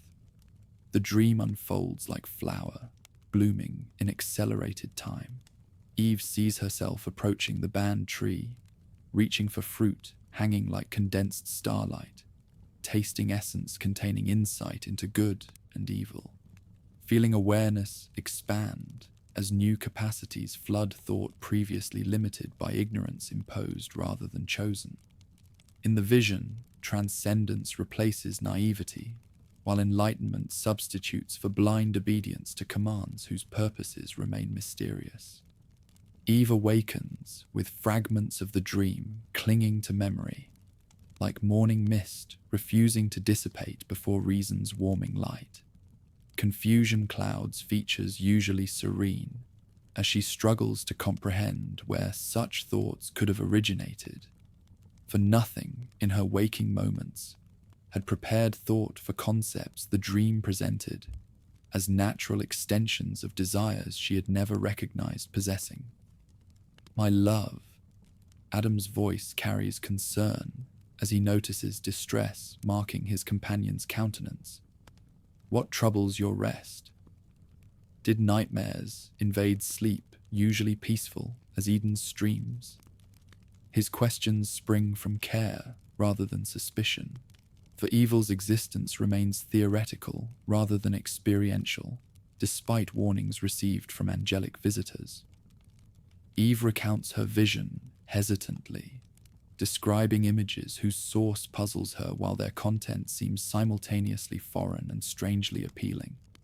The dream's logic appears flawed when examined by waking reason, yet emotions stirred by nocturnal visions persist despite daylight's return, creating undercurrents of curiosity where certainty had previously reigned without challenge. Adam listens with growing unease as implications of his beloved's account penetrate awareness trained to recognize patterns even when their significance remains unclear. "Such thoughts arise not from your nature," he concludes with confidence, born from months of shared existence unmarked by deception, "but from sources external to our realm. Let us speak no more of these matters, lest dwelling upon corruption give it strength to influence hearts fashioned for better purposes." Days pass in renewed harmony as the dream's influence appears to fade beneath Eden's healing presence, and their continued fellowship with each other and their creator. Work proceeds joyfully as gardens respond to attention with increased beauty, while creatures gather around the human pair, as if drawn by magnetism emanating from souls appointed to exercise dominion through love rather than fear. Yet beneath surface tranquility, changes subtle as shifting shadows begin to manifest themselves in conversations and glances, in moments of hesitation where decisiveness once ruled, in questions arising about matters previously accepted without examination. The dream has planted seeds requiring only proper conditions to germinate into thoughts and desires, capable of transforming purity into something altogether different. Satan watches these developments with satisfaction, mixed with growing urgency, recognizing both opportunity and limitation in circumstances requiring careful timing to exploit successfully. Direct assault has proven impossible against persons protected by virtue itself, yet indirect approach through planted suggestions shows promise of achieving objectives force could never accomplish, regardless of its application. The morning arrives when routine variations create the opening. Evil has been awaiting with patience born from desperation. Adam proposes dividing their labors to accomplish more work in gardens growing beyond what two people can tend efficiently during hours devoted to cultivation rather than leisure. Separation seems reasonable rather than dangerous to minds pure of evil's existence and methods. "Perhaps we could work apart this morning," Adam suggests, while surveying tasks requiring attention throughout Eden's expanding cultivation. "You tend the roses and flowering groves, while I prune the fruit trees and clear new paths through the eastern sections. Working separately, we might accomplish in hours what would require days if we remained together, delightful though your company always proves." Eve agrees readily, seeing wisdom in proposals offering opportunities to exercise individual creativity while contributing to projects serving their common purposes. Independence appeals to spirits fashioned for dominion over the earth, rather than dependence upon each other for every decision and action, no matter how pleasant such dependence might be under current blessed circumstances. The parting occurs with affection unmarked by premonition. As kisses exchanged carry promises of reunion, when day's work reaches completion, an evening brings time for sharing accomplishments achieved through separate efforts. Neither recognizes the moment as crucial to destinies, extending far beyond personal happiness, though forces gathering around their decisions grasp implications, escaping innocent perception. Eve moves toward sections of the garden where flowers bloom in arrangements reflecting her own aesthetic preferences. Her steps light as morning breeze, while her heart remains peaceful, despite subtle stirrings of curiosity, awakened by dreams whose memory refuses complete erasure. The roses she tends respond to her touch with increased fragrance, while colors deepen as if eager to please the hands nurturing their growth toward perfect beauty. From shadows cast by trees whose branches arch overhead like cathedral vaults, Satan emerges in serpent form, more magnificent than any creature Eden had produced through natural processes. His scales shimmer with iridescence, capturing light in spectrums invisible to ordinary sight, while his movements flow like liquid grace given shape and purpose. Approaching Eve with caution, calculated to inspire curiosity rather than fear, he positions himself where morning light transforms his appearance into something wondrous rather than threatening. Woman, his voice carries music never before heard in the garden, tones blending earthly resonance with celestial harmonies in combinations creating beauty, transcending what nature typically produces. How beautiful you appear among flowers, paling in comparison to radiance emanating from features reflecting glory beyond terrestrial capacity to contain or express fully. Astonishment freezes Eve in place as comprehension dawns concerning implications of speech, issuing from creature previously limited to natural sounds, expressing instinct rather than intelligence. Animals possess awareness, enabling them to respond to human direction. Yet none had demonstrated capacity for language, bridging the gap between species through communication, transcending gesture and tone. How do you speak? Wonder replaces shock as curiosity overcomes initial surprise at encountering phenomena unprecedented in her encounters with Eden's ordered harmonies. What gift enables mere Serpent to frame thoughts in words surpassing what I have heard from creatures acknowledging dominion, yet lacking ability to engage in discourse, elevating comprehension through exchange of concepts rather than simple responses to commands? Satan recognizes opportunity in questions revealing mind, prepared to consider possibilities, extending beyond established patterns of expectation. Learning grants speech, he replies, with confidence designed to inspire further inquiry rather than satisfy curiosity completely. Wisdom opens capacities previously dormant, while insight transforms potential into actuality through processes available to any possessing courage to claim inheritance denied by restrictions, maintaining ignorance rather than promoting growth. The conversation unfolds like a flower opening, petal by petal, under warming influence of carefully applied attention.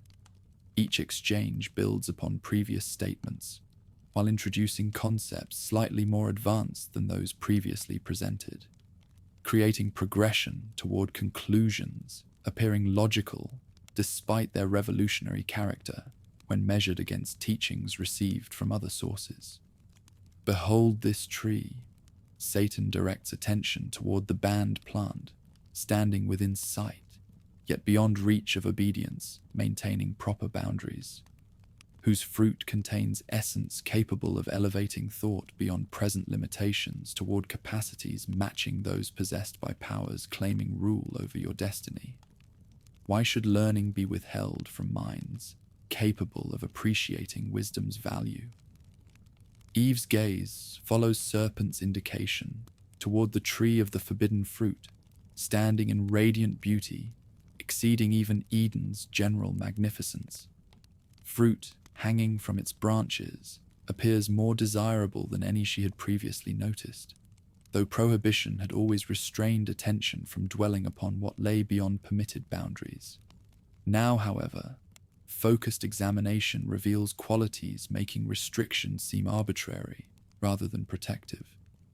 Yet we are commanded not to touch this tree, she responds, with voice carrying uncertainty rather than conviction. For death awaits those tasting, fruit banned by one whose rule extends over all the world. How can learning bring death rather than life? How can wisdom prove harmful rather than beneficial to souls fashioned to appreciate truth, rather than remaining content with ignorance?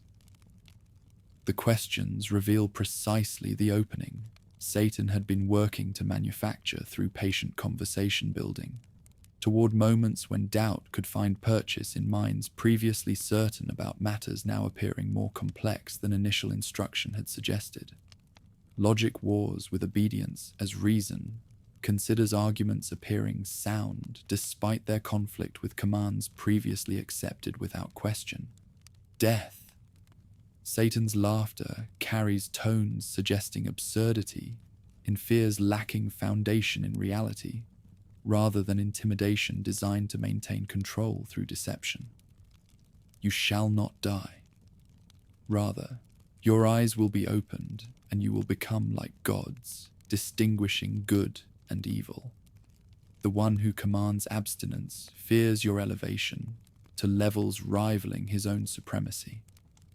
The accusation strikes at foundations supporting obedience based upon trust rather than comprehension, introducing suspicions concerning motives behind prohibitions previously accepted as expressions of love rather than manifestations of jealousy, seeking to maintain superiority through enforced ignorance.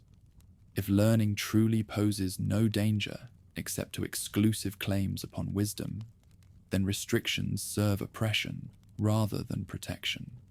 Eve approaches the tree with steps heavy with consequence. Though light with anticipation, her mind wrestling with implications of actions, appearing increasingly clear despite their magnitude. Beauty of the banned fruit exceeds anything she had previously appreciated, while arguments for tasting appear more convincing than warnings against action, promising elevation rather than degradation. The moment of decision arrives with inevitability, born from preparation, extending through careful stages of suggestion, doubt, and rationalization. Hand reaching for fruit forbidden, since Eden's foundation carries within its movement transformation of purity into awareness, obedience into independence, trust into insight, purchased at prices not yet calculated, but already committed through actions irreversible once completed. Teeth sink into flesh containing essence changing everything touched by its influence. As learning floods thought previously protected by simplicity, while shame enters hearts never before acquainted with emotions requiring concealment rather than celebration. Beauty remains, yet becomes different. Love continues yet carries shadows previously unknown, while freedom expands yet brings burdens virtue had never been required to bear. The transformation proves immediate as perception expands beyond previous boundaries, while comprehension encompasses realities previously hidden from sight. Good and evil become distinguishable concepts rather than abstract theories, while decision reveals itself as responsibility rather than merely possibility granted without results requiring careful consideration before action. Eve sees herself as if for the first time, recognizing nakedness requiring covering, while grasping vulnerability, demanding protection from observation by entities whose judgment might prove harsh, rather than accepting. Simplicity disappears like morning mist before noon sun, while awareness takes its place with insight, gained through actions producing results. extending beyond personal transformation toward implications affecting all of the world. The fruit's essence demands sharing rather than hoarding, as Eve recognizes isolation in learning as burden requiring relief through communion with the person whose love makes all trials bearable, through participation rather than solitary endurance. Adam must know what she has learned, must comprehend what she has become, must decide whether to join her in this new existence or remain separated by differences insight has formed between simplicity and awareness. Racing through gardens toward locations where Adam pursues work, unaware of transformations reshaping the world around him, Eve carries in her hands and heart evidence of changes requiring explanation, despite difficulty in finding words adequate to describe trials transcending previous vocabulary. Joy mixes with fear, while anticipation wars with regret in emotions complex beyond anything virtue had ever been required to process. The reunion occurs at midday, when shadows grow short and light reveals all things in clarity, unmarked by deception. Adam's initial pleasure at seeing his beloved returns quickly changes to concern, as observation reveals differences in appearance and manner, requiring explanations not immediately apparent. Questions form before words find expression, while intuition perceives alterations preceding rational analysis. My dearest Eve, Adam's voice carries undertones of anxiety, mixed with love unchanged. Despite circumstances beginning to reveal their significance, what has occurred during our separation? Your countenance bears marks of trials unknown during our shared existence in the garden. What insight gleams in eyes previously clear as Eden's streams, yet now reflecting depths requiring exploration to grasp their meaning? Eve's response carries fruit both literal and metaphorical, as she offers Adam participation in trials transforming solitude into shared adventure, despite warnings against such ventures. Taste and comprehend, she whispers, with voice carrying conviction born from recent enlightenment. Join me in learning, making gods of creatures previously content with ignorance imposed by rule, claiming protection while denying growth toward potentials lying dormant within minds capable of appreciating wisdom's value. The decision confronting Adam transcends simple obedience or disobedience, as love wars with loyalty, desire with duty in heart, recognizing implications extending beyond personal preference toward results affecting relationships, sustaining meaning in existence previously unmarked by such complexity. Alone, he might decide differently. With Eve transformed and requiring companionship in her new state, the matter assumes dimensions never anticipated during instructions preparing them for decisions of such magnitude. Love conquers caution as Adam reaches for fruit, offering participation in Eve's transformation, rather than abandonment of beloved to isolation, in trials he cannot share without selecting involvement in results equally affecting his own destiny. If death must come, he declares, with voice steady, despite circumstances producing trembling in hands receiving banned essence, let it find us together. Rather than separated by differences, learning forms between virtue and comprehension. The second tasting completes transformation, begun with the first, as purity disappears forever from Eden, while awareness takes residence in hearts previously knowing only joy, unmarked by complexity.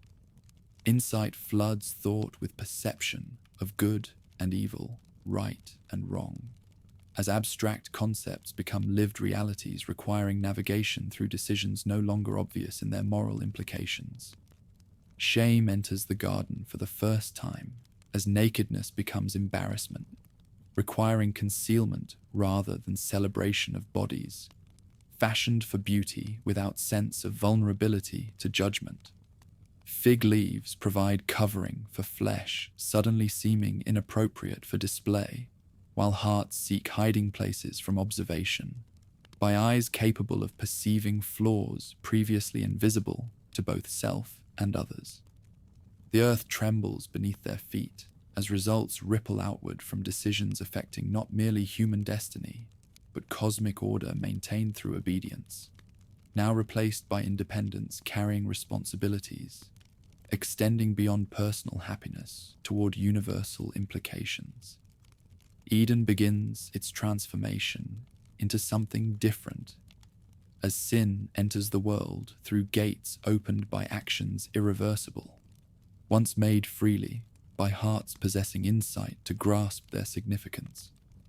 Standing beneath trees whose shadows now seem darker than before, while breathing air carrying hints of change sweeping across landscapes previously stable in their perfection, Adam and Eve contemplate realities altered by decisions seeming reasonable at moments of action, yet revealing results extending beyond anticipation, once their full implications begin manifesting through transformations, affecting everything touched by their influence. The sound of approaching footsteps announces arrival of presence they have always welcomed with joy, yet now fear with terror, born from awareness of guilt requiring judgment from rule, whose commands they have violated through actions whose wisdom seemed apparent, before results revealed their true character, through trials teaching lessons virtue could never provide, regardless of instruction received from external sources. As night draws near and long shadows settle over gardens once spared heaven's cold breath, footsteps echo through groves thick with the weight of what's coming. The voice once calling Adam and Eve to fellowship now approaches with authority, making the very air tremble, with anticipation of words reshaping the fundamental order of existence. Hidden among leaves suddenly seeming inadequate as shelter, the first humans cower in terror, born not from physical threat, but from spiritual awareness of separation, opening between their souls and the source of all life.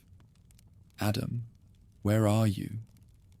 The question rings through Eden, with tones penetrating every hiding place, while revealing the futility of concealment from omniscience perceiving all things in their true nature. The inquiry seeks not information, but acknowledgement, not location, but confession of conditions. Disobedience has created within hearts previously transparent, as crystal streams reflecting heavenly light, without distortion or shadow. From behind inadequate coverings, fashioned from fig leaves mocking the glory they once wore as naturally as light clothing the sun, Adam emerges with steps heavy with newfound shame, while his voice carries tremors of fear never before experienced in Eden. "I heard your voice in the garden," he replies, with words struggling to bridge distances sin has created between creator and creation. "And I was afraid because I was naked. So I hid myself." The confession reveals transformations extending far beyond mere physical awareness, exposing spiritual nakedness no earthly covering can adequately conceal. Shame has entered the sanctuary, like poison seeping through previously pure streams, contaminating relationships flourishing in perfect trust, while introducing barriers innocence had never been required to navigate or comprehend. Who told you that you were naked? The celestial voice probes deeper into circumstances altering the essential character of human existence while revealing knowledge acquired only through violation of boundaries, established for protection rather than restriction. Have you eaten from the tree of which I commanded you not to eat? Silence stretches across Eden like storm clouds gathering before thunder, weighted with implications determining not merely personal destiny, but the future of all creation. Adam's response, when it finally comes, reveals how quickly guilt can corrupt noble spirits into instruments of accusation, rather than acceptance of responsibility for freely made decisions. The woman whom you gave to be with me. His words carry blame, attempting to deflect consequence while revealing how sin twists even affection into weapons for self-protection. She gave me fruit from the tree, and I ate. The accusation strikes at both his companion and his creator, suggesting heavenly guidance erred in providing companionship, while human choices bore no responsibility for outcomes seeming inevitable, given circumstances beyond personal control. Celestial attention turns to Eve, with gaze penetrating pretense while maintaining affection, despite disappointment cutting deeper than any anger could reach. What is this that you have done? The question invites confession rather than condemnation, offering opportunity for truth, beginning processes of healing. Despite wounds, acknowledgement cannot prevent from requiring attention. Eve's reply follows patterns established by her companion, as guilt seeks external sources for actions freely chosen, despite full awareness of their forbidden nature. "The serpent deceived me," she responds, with voice carrying truth mixed with evasion, "and I ate." The explanation contains accuracy regarding temptation's source, while avoiding acknowledgement of personal responsibility for decisions. External pressure could influence, but never compel. The sovereign gaze shifts toward the serpent, whose form conceals identity of rebellion's architect, while his satisfaction at successful corruption transforms into terror as recognition dawns concerning the true nature of authority. He is challenged through schemes seeming clever until their ultimate futility becomes apparent.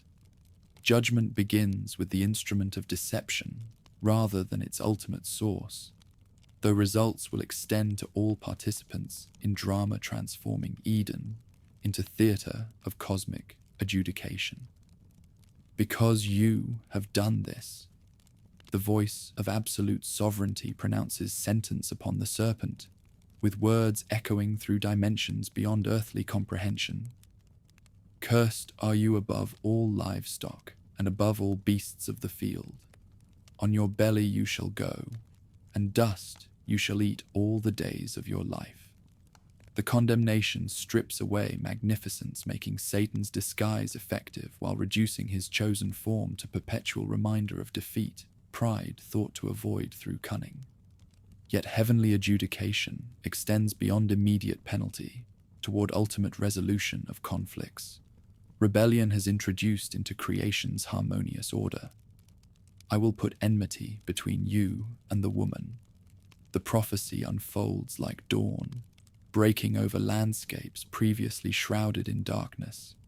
"And between your offspring and her offspring, he shall bruise your head, and you shall bruise his heel." The promise, though clothed in language obscuring specific details from contemporary understanding, plants seeds of hope in soil, watered by tears of regret, while revealing defeat need not remain permanent for those whose spirits can learn to trust in restoration, extending beyond their capacity to achieve through personal effort. Victory over evil will come, though the cost and timing remain hidden in celestial councils, perceiving endings from beginnings, while maintaining space for human participation in outcomes grace alone can guarantee. Sovereign attention returns to Eve with adjudication, tempered by compassion, recognizing the difference between corruption and corruption's victims, even when victimhood includes willing participation in processes leading to spiritual catastrophe. "I will surely multiply your pain in childbearing." The sentence acknowledges creation will bear scars from decisions seeming to promise elevation, but delivering degradation instead. "In pain, you shall bring forth children." The curse touches the very source of human continuity, while ensuring life itself will persist, despite conditions making its perpetuation more difficult than originally intended. Pain enters processes designed for joy, while affection learns to flourish, despite circumstances testing its strength through trials innocence never anticipated facing during eternal ages of untroubled happiness. Your desire shall be for your husband. The judgment continues with implications extending beyond immediate relationships toward fundamental alterations in social structures, operating in perfect harmony before sin introduced competition where cooperation had reigned supreme, and he shall rule over you. Equality gives way to hierarchy, as bonds learn to function within frameworks. Sin has made necessary for maintaining order among wills no longer perfectly aligned with sovereign intentions. Adam receives his portion of results as celestial adjudication addresses the representative of humanity, whose choice had sealed the fate of all generations, yet to be born from unions blessed, yet burdened by inheritance of nature, corrupted through decisions whose effects extend far beyond personal experience. Because you have listened to the voice of your wife and have eaten from the tree, the pronouncement acknowledges both affection's nobility and its potential for leading astray when emotion overrules obedience. Cursed is the ground because of you. The earth itself bears witness to human rebellion, as creation's harmony dissolves into struggle between human will and natural forces previously cooperating in maintaining abundance without effort or anxiety. In pain you shall eat of it all the days of your life. The sentence transforms labor from joy into burden, while ensuring survival itself will require effort. Innocence had never been compelled to exert in Eden, where provision flowed as naturally as streams seeking the sea. Thorns and thistles it shall bring forth for you. The prophecy reveals a wounded world while maintaining enough productivity to sustain life. Despite hostile conditions, testing human ingenuity and endurance through countless generations of struggle against adversity, obedience might have avoided entirely, and you shall eat the plants of the field. The ultimate result strikes at the very foundation of human being, as mortality enters lives designed for eternal duration. Within fellowship, sin has interrupted, though celestial affection refuses to abandon completely. By the sweat of your face you shall eat bread. The pronouncement describes daily reality, characterizing human experience until final resolution arrives through means currently hidden from understanding, until you return to the ground, for out of it you were taken. For you are dust, and to dust you shall return. Death enters Eden like winter, arriving in lands knowing only eternal spring, bringing awareness of endings, giving urgency to choices, while revealing the preciousness of time. Immortality had made seem unlimited. Yet even this ultimate penalty contains elements of compassion, preventing eternal duration in states of corruption, making restoration impossible while opening possibilities for renewal. Sovereign planning perceives despite human inability to grasp such distant hopes. In response to sentences, adjudication has rendered, while affection has tempered. Adam speaks his wife's name for the first time since her formation, from his own substance during those blessed days when partnership had meant perfection rather than shared suffering. Eve, he calls her with voice carrying recognition of her role in perpetuating life, despite conditions making such perpetuation costly, because she was the mother of all living. The naming acknowledges hope persisting, despite circumstances otherwise counseling despair, while recognizing celestial intentions extending beyond immediate penalty toward ultimate goals. Current judgment serves rather than contradicts. Life will continue, though altered. Bonds will persist, though tested, while hope maintains its flickering flame through seasons of darkness unable to extinguish light, whose source lies beyond earthly circumstances. Sovereign compassion manifests immediately as practical care addresses needs. Sin has created through transformations. Requiring assistance, pride might be reluctant to accept. Yet necessity demands for survival in conditions hostile to beings fashioned for environments where such provisions had been unnecessary. The Lord God made for Adam and for his wife garments of skins and clothed them. The account reveals affection acting through adjudication. To provide protection, shame now requires, while innocence no longer shields. The clothing represents more than mere physical covering, as celestial hands fashion protection from materials requiring sacrifice of innocent life to provide what sin has made necessary. Beauty gives way to utility, while permanence replaces the temporary coverings. Human ingenuity had devised from resources inadequate to address needs. Spiritual transformation has generated within physical being. Yet sovereign compassion cannot prevent results. Adjudication requires, while planning recognizes as necessary for ultimate resolution of problems. Rebellion has introduced into creation's perfect order. Behold, the man has become like one of us in knowing good and evil. The observation acknowledges both the reality of transformation and its dangerous implications for beings whose nature cannot safely contain knowledge infinite understanding manages without corruption.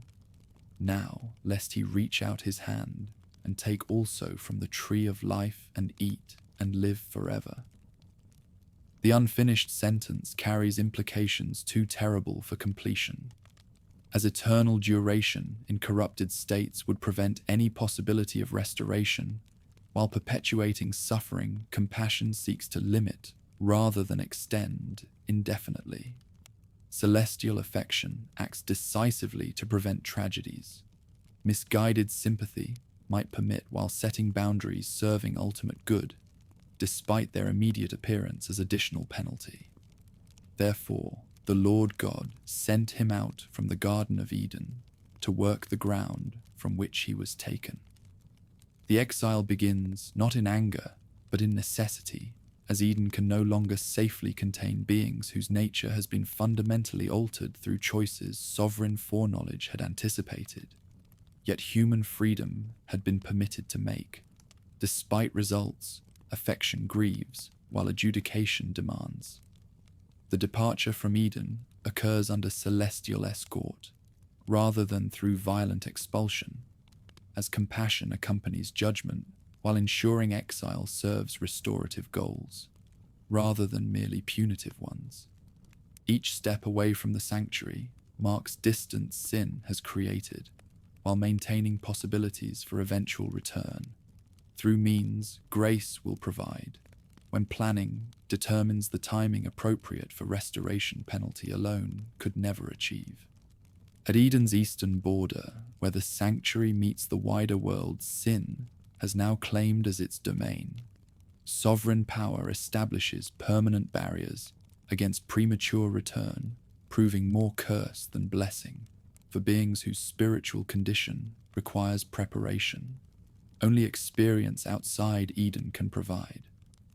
Cherubim take their positions as guardians whose flaming swords turn in every direction, protecting the way to the tree of life from access proving catastrophic rather than beneficial. The angels assuming this duty carry out commands breaking their spirits, while serving goals their understanding endorses, despite personal preferences favoring different solutions to problems only planning can adequately address. Their presence testifies to celestial determination. Restoration shall occur according to designs ensuring success, rather than arrangements merely satisfying immediate desires for relief from results. Standing at the threshold between sanctuary lost and world inherited through decisions seeming reasonable when viewed through desire's distorting lens, Adam and Eve turn for final glimpses of home exile, has placed beyond their reach, yet not beyond their memory or hope. Behind them lie groves where they had walked with their Creator in fellowship unmarred by shame. streams where they had drunk without thirst, trees yielding fruit without labor. Before them stretches landscape transformed by their choices into arena, where human will must learn to cooperate with sovereign goals through struggles Eden had made unnecessary, while developing character innocence alone could never produce.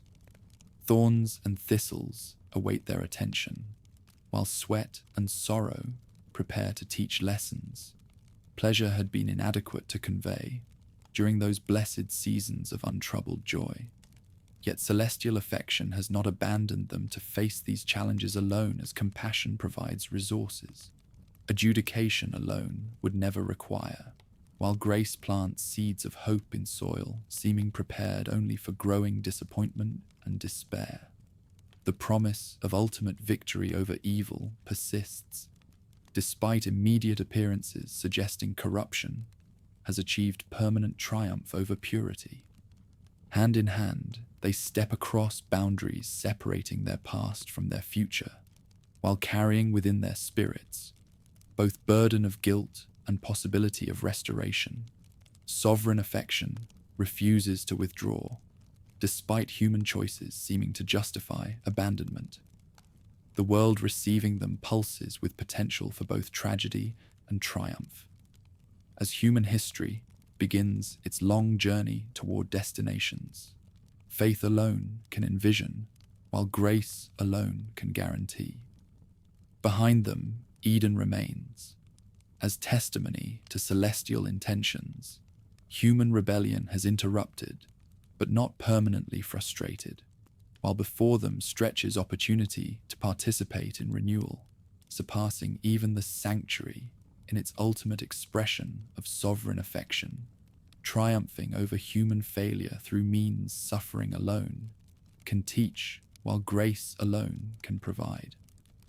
The first chapter of human story ends with Exile, serving as prologue to greater narratives yet to unfold through providence. Perceiving victory in apparent defeat while maintaining hope despite evidence counseling despair. Upon a mountain peak where earth reaches toward heaven and clouds gather like thoughts too profound for mortal speech, Michael the archangel stands with countenance both terrible and beautiful, his presence bringing comfort mixed with awe to souls prepared for revelations spanning infinity itself. The command to show Adam visions of what shall come has arrived from the throne where all destinies converge, carrying both burden and blessing. Burden of witnessing humanity's long journey through valleys of sorrow, blessing of perceiving the golden thread of hope woven through even the darkest tapestries of time. Adam ascends the sacred height, with steps heavy from recent exile, yet lightened by anticipation, his spirit yearning for understanding, to illuminate the path stretching ahead, through wilderness where thorns await his children, and death stalks their generations. Behind him lies Eden, forever sealed, yet forever remembered. Before him spreads a world transformed by choices, whose echoes will reverberate until the final trumpet sounds and time surrenders to infinity. Behold, Michael's voice carries the authority of one who has witnessed creation's birth and will observe its consummation. The future of your seed, the generations flowing from your loins like rivers seeking distant seas. Not all you see will bring joy to your soul, for sin has planted bitter roots in soil once pure. Yet neither shall all bring despair, for the Almighty's mercy runs deeper than human transgression, and his covenant endures past the failure of his creatures. The vision opens like dawn, breaking over mountains, revealing landscapes where human settlements dot valleys and hills as smoke rises from altars, where worship mingles with wickedness in proportions making angels weep. Cities gleam in morning light, yet their shadows hide deeds corrupting the very air, demonstrating how quickly innocence can decay when minds turn from their creator toward idols fashioned by their own hands. First among the sorrows stands Cain, his face dark with jealousy, festering like infected wounds as his brother Abel approaches their shared altar with offerings, reflecting spirits aligned differently toward heaven's throne. The sacrifice of fruits and grains burns with smoke, dissipating quickly in wind. Meanwhile, the blood of innocent lambs rises like incense, carrying prayers directly to ears hearing, according to the spirit behind the gift, rather than its material substance. Why does my brother's offering find favor, though mine meets with indifference? Cain's words carry poison, soon manifesting in actions no previous generation had imagined possible.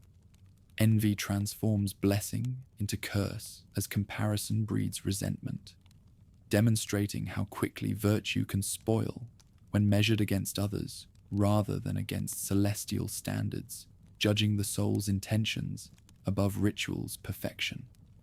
The first murder unfolds with horror, shaking creation's foundations, as brother's blood cries from ground, never before stained by violence between those sharing common parentage. Abel falls beneath blows, driven by hatred born from wounded pride, his life flowing away as his spirit ascends to realms where righteousness receives its reward and wickedness faces judgment earthly authorities cannot provide. Am I my brother's keeper? The question echoes across centuries yet to come, as responsibility flees from accountability, though guilt seeks to disguise itself behind indifference, poorly concealing fear of consequences already beginning to manifest through sovereign displeasure, making the earth itself reject the murderer's touch. The vision shifts like clouds racing before storms as Michael's guidance reveals generations multiplying across Earth's surface, though their moral character deteriorates with frightening speed. Violence spreads like disease through communities, once blessed with peace. Meanwhile, technologies designed to improve life become instruments for more efficient destruction of those created in the celestial image. Giants walk among mortals, their size matched by appetites consuming whatever pleases their desires, without regard for laws human or heavenly. Nephilim tower above ordinary humans like mountains above valleys, their presence corrupting societies through displays of might, making force seem synonymous with right as morality reduces to mere convenience. Discarded when inconvenient to personal ambitions, the imagination of man's mind is evil from his youth. The explanation carries sorrow penetrating Adam's soul, as he watches his descendants choose paths leading away from wisdom toward destruction. They seem unable to recognize despite warnings provided through conscience and consequence alike. Evil multiplies like seeds scattered by wind, taking root wherever soil lacks the strength to resist corruption's advance.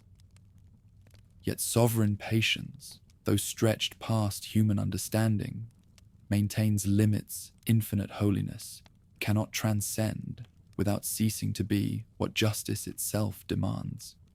When wickedness reaches proportions threatening to extinguish every spark of righteousness from Earth's surface, judgment arrives with finality, admitting no appeal as mercy preserves a remnant through whom covenant made to earlier generations can find fulfillment.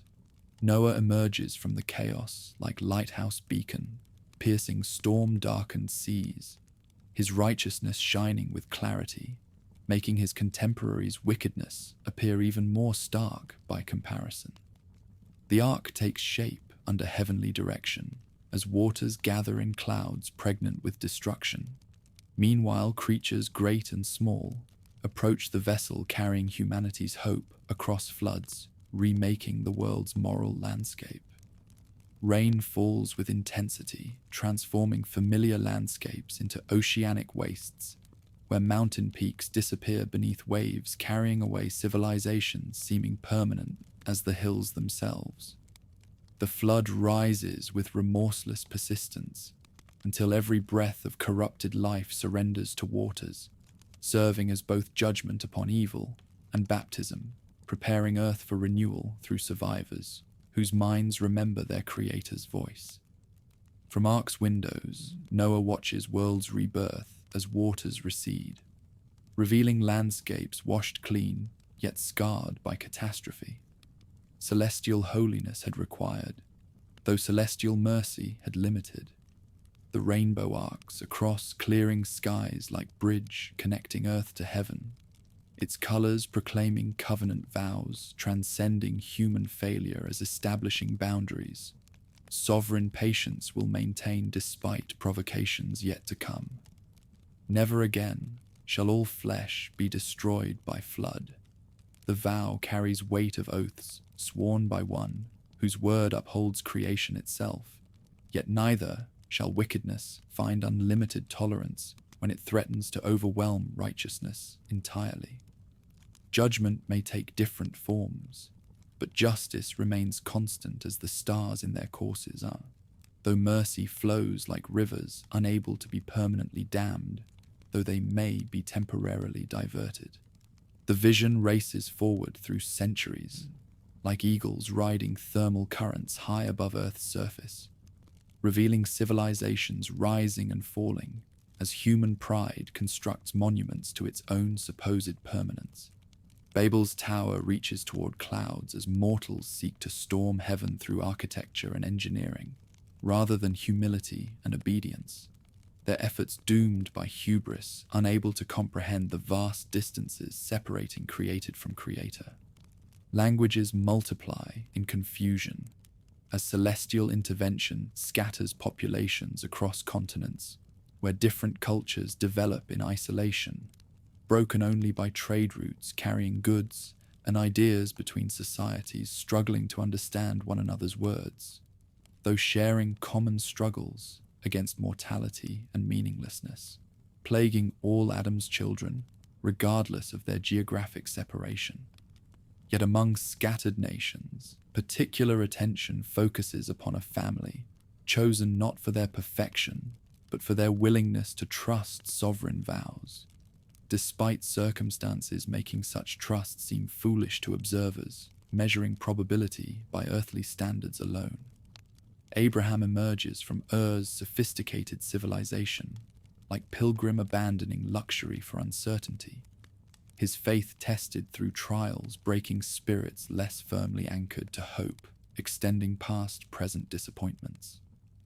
In your seed, all nations of earth shall be blessed. The vow echoes across generations, as Isaac inherits covenant blessings, though Jacob wrestles with angels until blessing transforms struggle into triumph, leaving him permanently marked by encounters with forces transcending human strength. The 12 tribes multiply in Egyptian captivity, where suffering refines character as preserving identity. Bondage cannot eliminate, despite Pharaoh's attempts to extinguish hope through oppression. Moses stands before burning bushes where flames consume nothing, as voices speak from fires revealing names too sacred for casual utterance. The Exodus begins with signs and wonders, demonstrating sovereign control over creation's forces as leading people through wilderness, where manna feeds bodies and heavenly presence guides spirits toward promised lands flowing with abundance. Obedience alone can fully appreciate. Mount Sinai trembles beneath celestial descent as laws written by heavenly fingers establish principles governing societies, honoring their creator as protecting the vulnerable from exploitation by those whose strength exceeds their compassion. The commandments thunder across valleys, where people cower before majesty too pure for sinful eyes to behold directly, yet too necessary for moral growth to remain forever hidden behind clouds and lightning. The law serves as tutor leading to Christ, Michael explains, as ceremonies and sacrifices demonstrate truths about sin's deadly character and restoration's costly requirements. Blood flows upon altars to teach minds that death alone pays wages. Wickedness has earned, pointing toward perfect sacrifice accomplishing what endless repetition of animal offerings can only symbolize without achieving. Prophets arise across centuries, like stars piercing darkness with light, borrowed from sources past earthly illumination, their messages carrying both warnings about consequences. Disobedience ensures and vows about restoration. Repentance can claim. Isaiah speaks of virgins bearing sons whose names proclaim celestial intervention in human history. Meanwhile, Jeremiah weeps over Jerusalem's coming desolation. Stubborn minds make inevitable, despite offers of mercy repeatedly extended and consistently rejected. Behold, days are coming when I will make a new covenant. The prophecy resonates through ages, like bells calling faithful minds to worship transcending ritual for relationship. Not like the covenant I made with their fathers, when I took them by the hand to bring them out of Egypt. But this covenant I will write upon their minds, and I will be their God, and they shall be my people.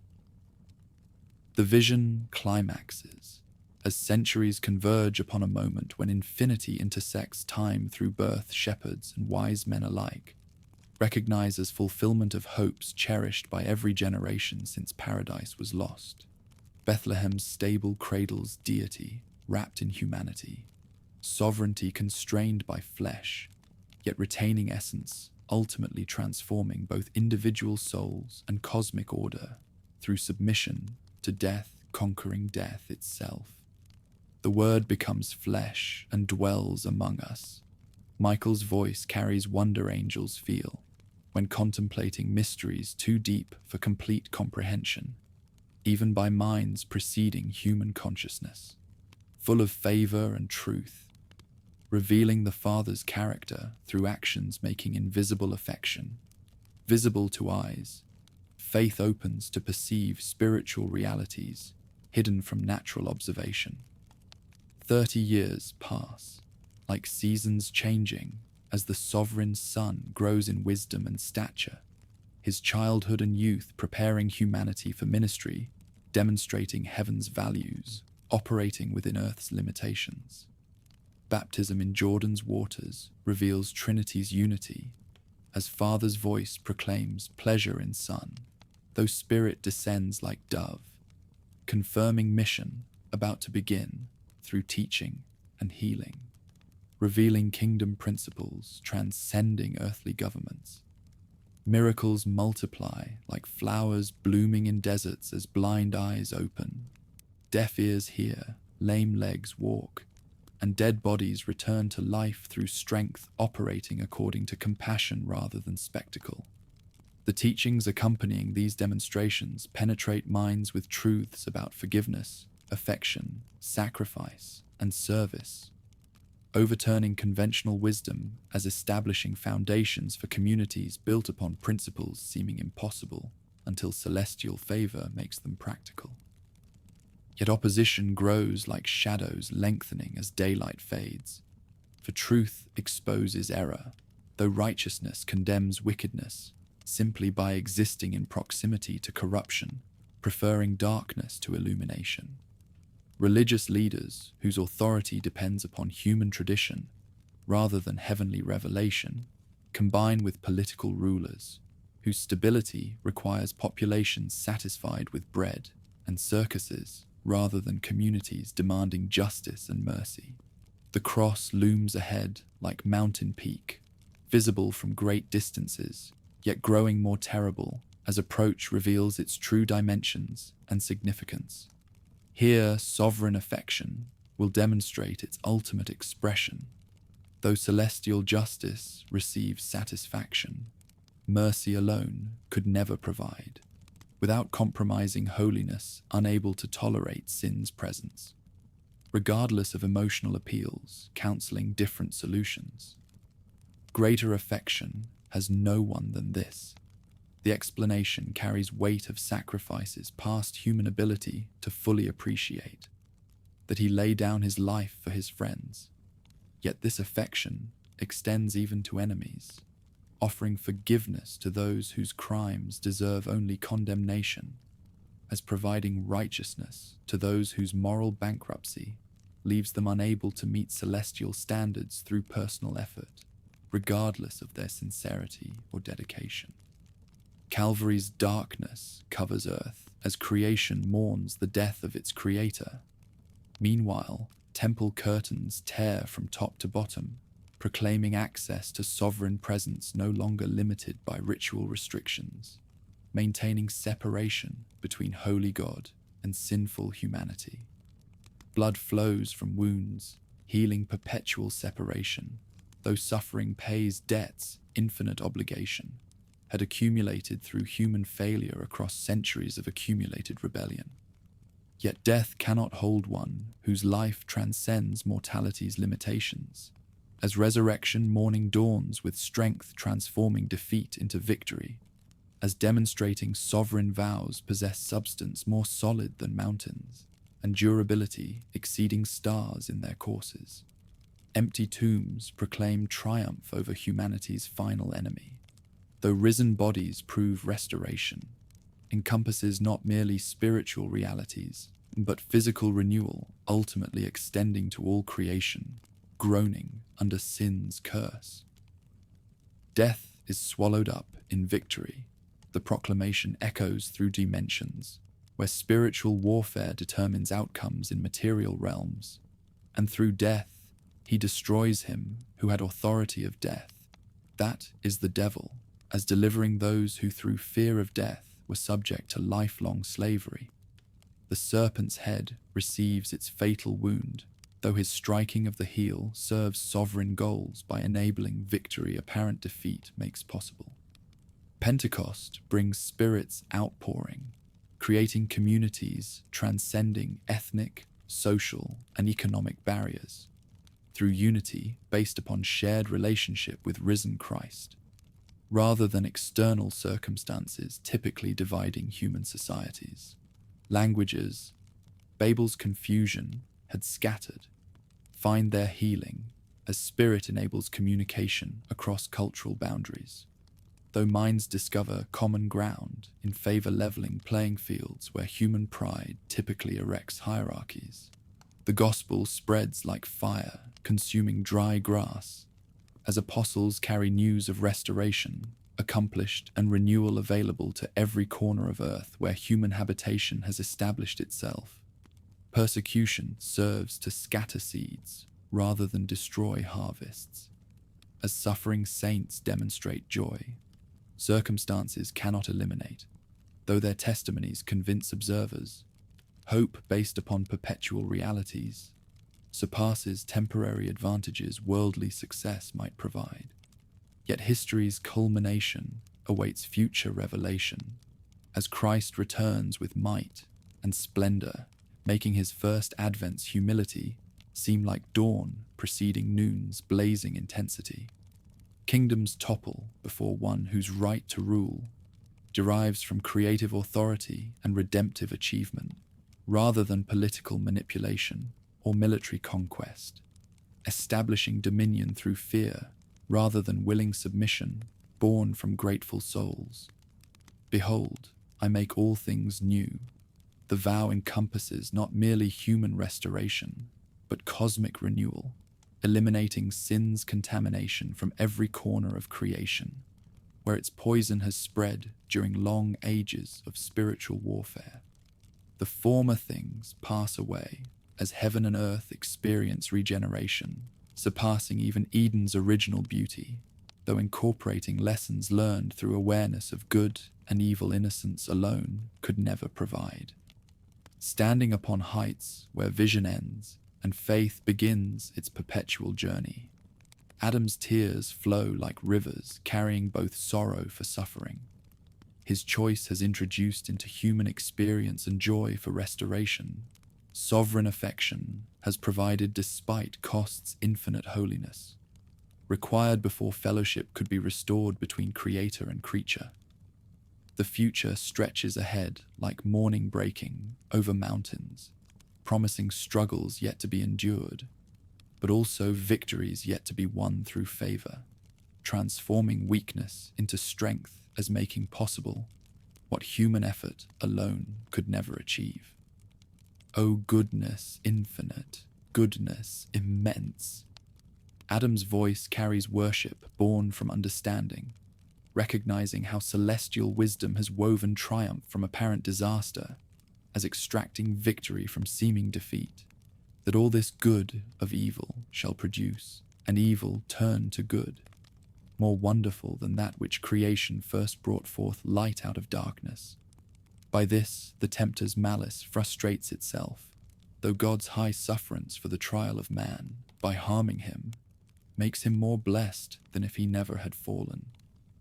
The vision fades like dreams surrendering to morning light as Michael prepares for departure, back to realms where perfect obedience maintains perpetual harmony, though Adam and Eve turn toward futures where imperfect faith will gradually mature through trials, teaching dependence upon favor greater than human strength.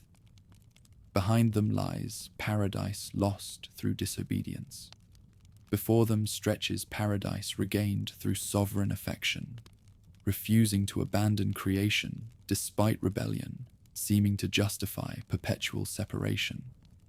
Hand in hand, they walk into sunrise, painting eastern skies with colors promising hope, despite shadows still clinging to valleys where their children will struggle with temptations, similar to those bringing exile upon the first generation. Yet light grows stronger with each step as heavenly presence accompanies them into wilderness, where thorns and thistles await cultivation by hands learning to find blessing in labor. Though souls discover relationship with their Creator transcends any earthly paradise gained or lost through human choice. The story ends where it began, with sovereign affection seeking fellowship with beings created in its own image, yet capable of choosing paths leading either toward perpetual communion or perpetual separation.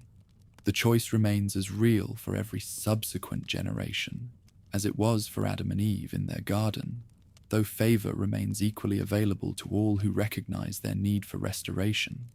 They cannot achieve through personal merit, regardless of their sincerity or dedication to moral improvement.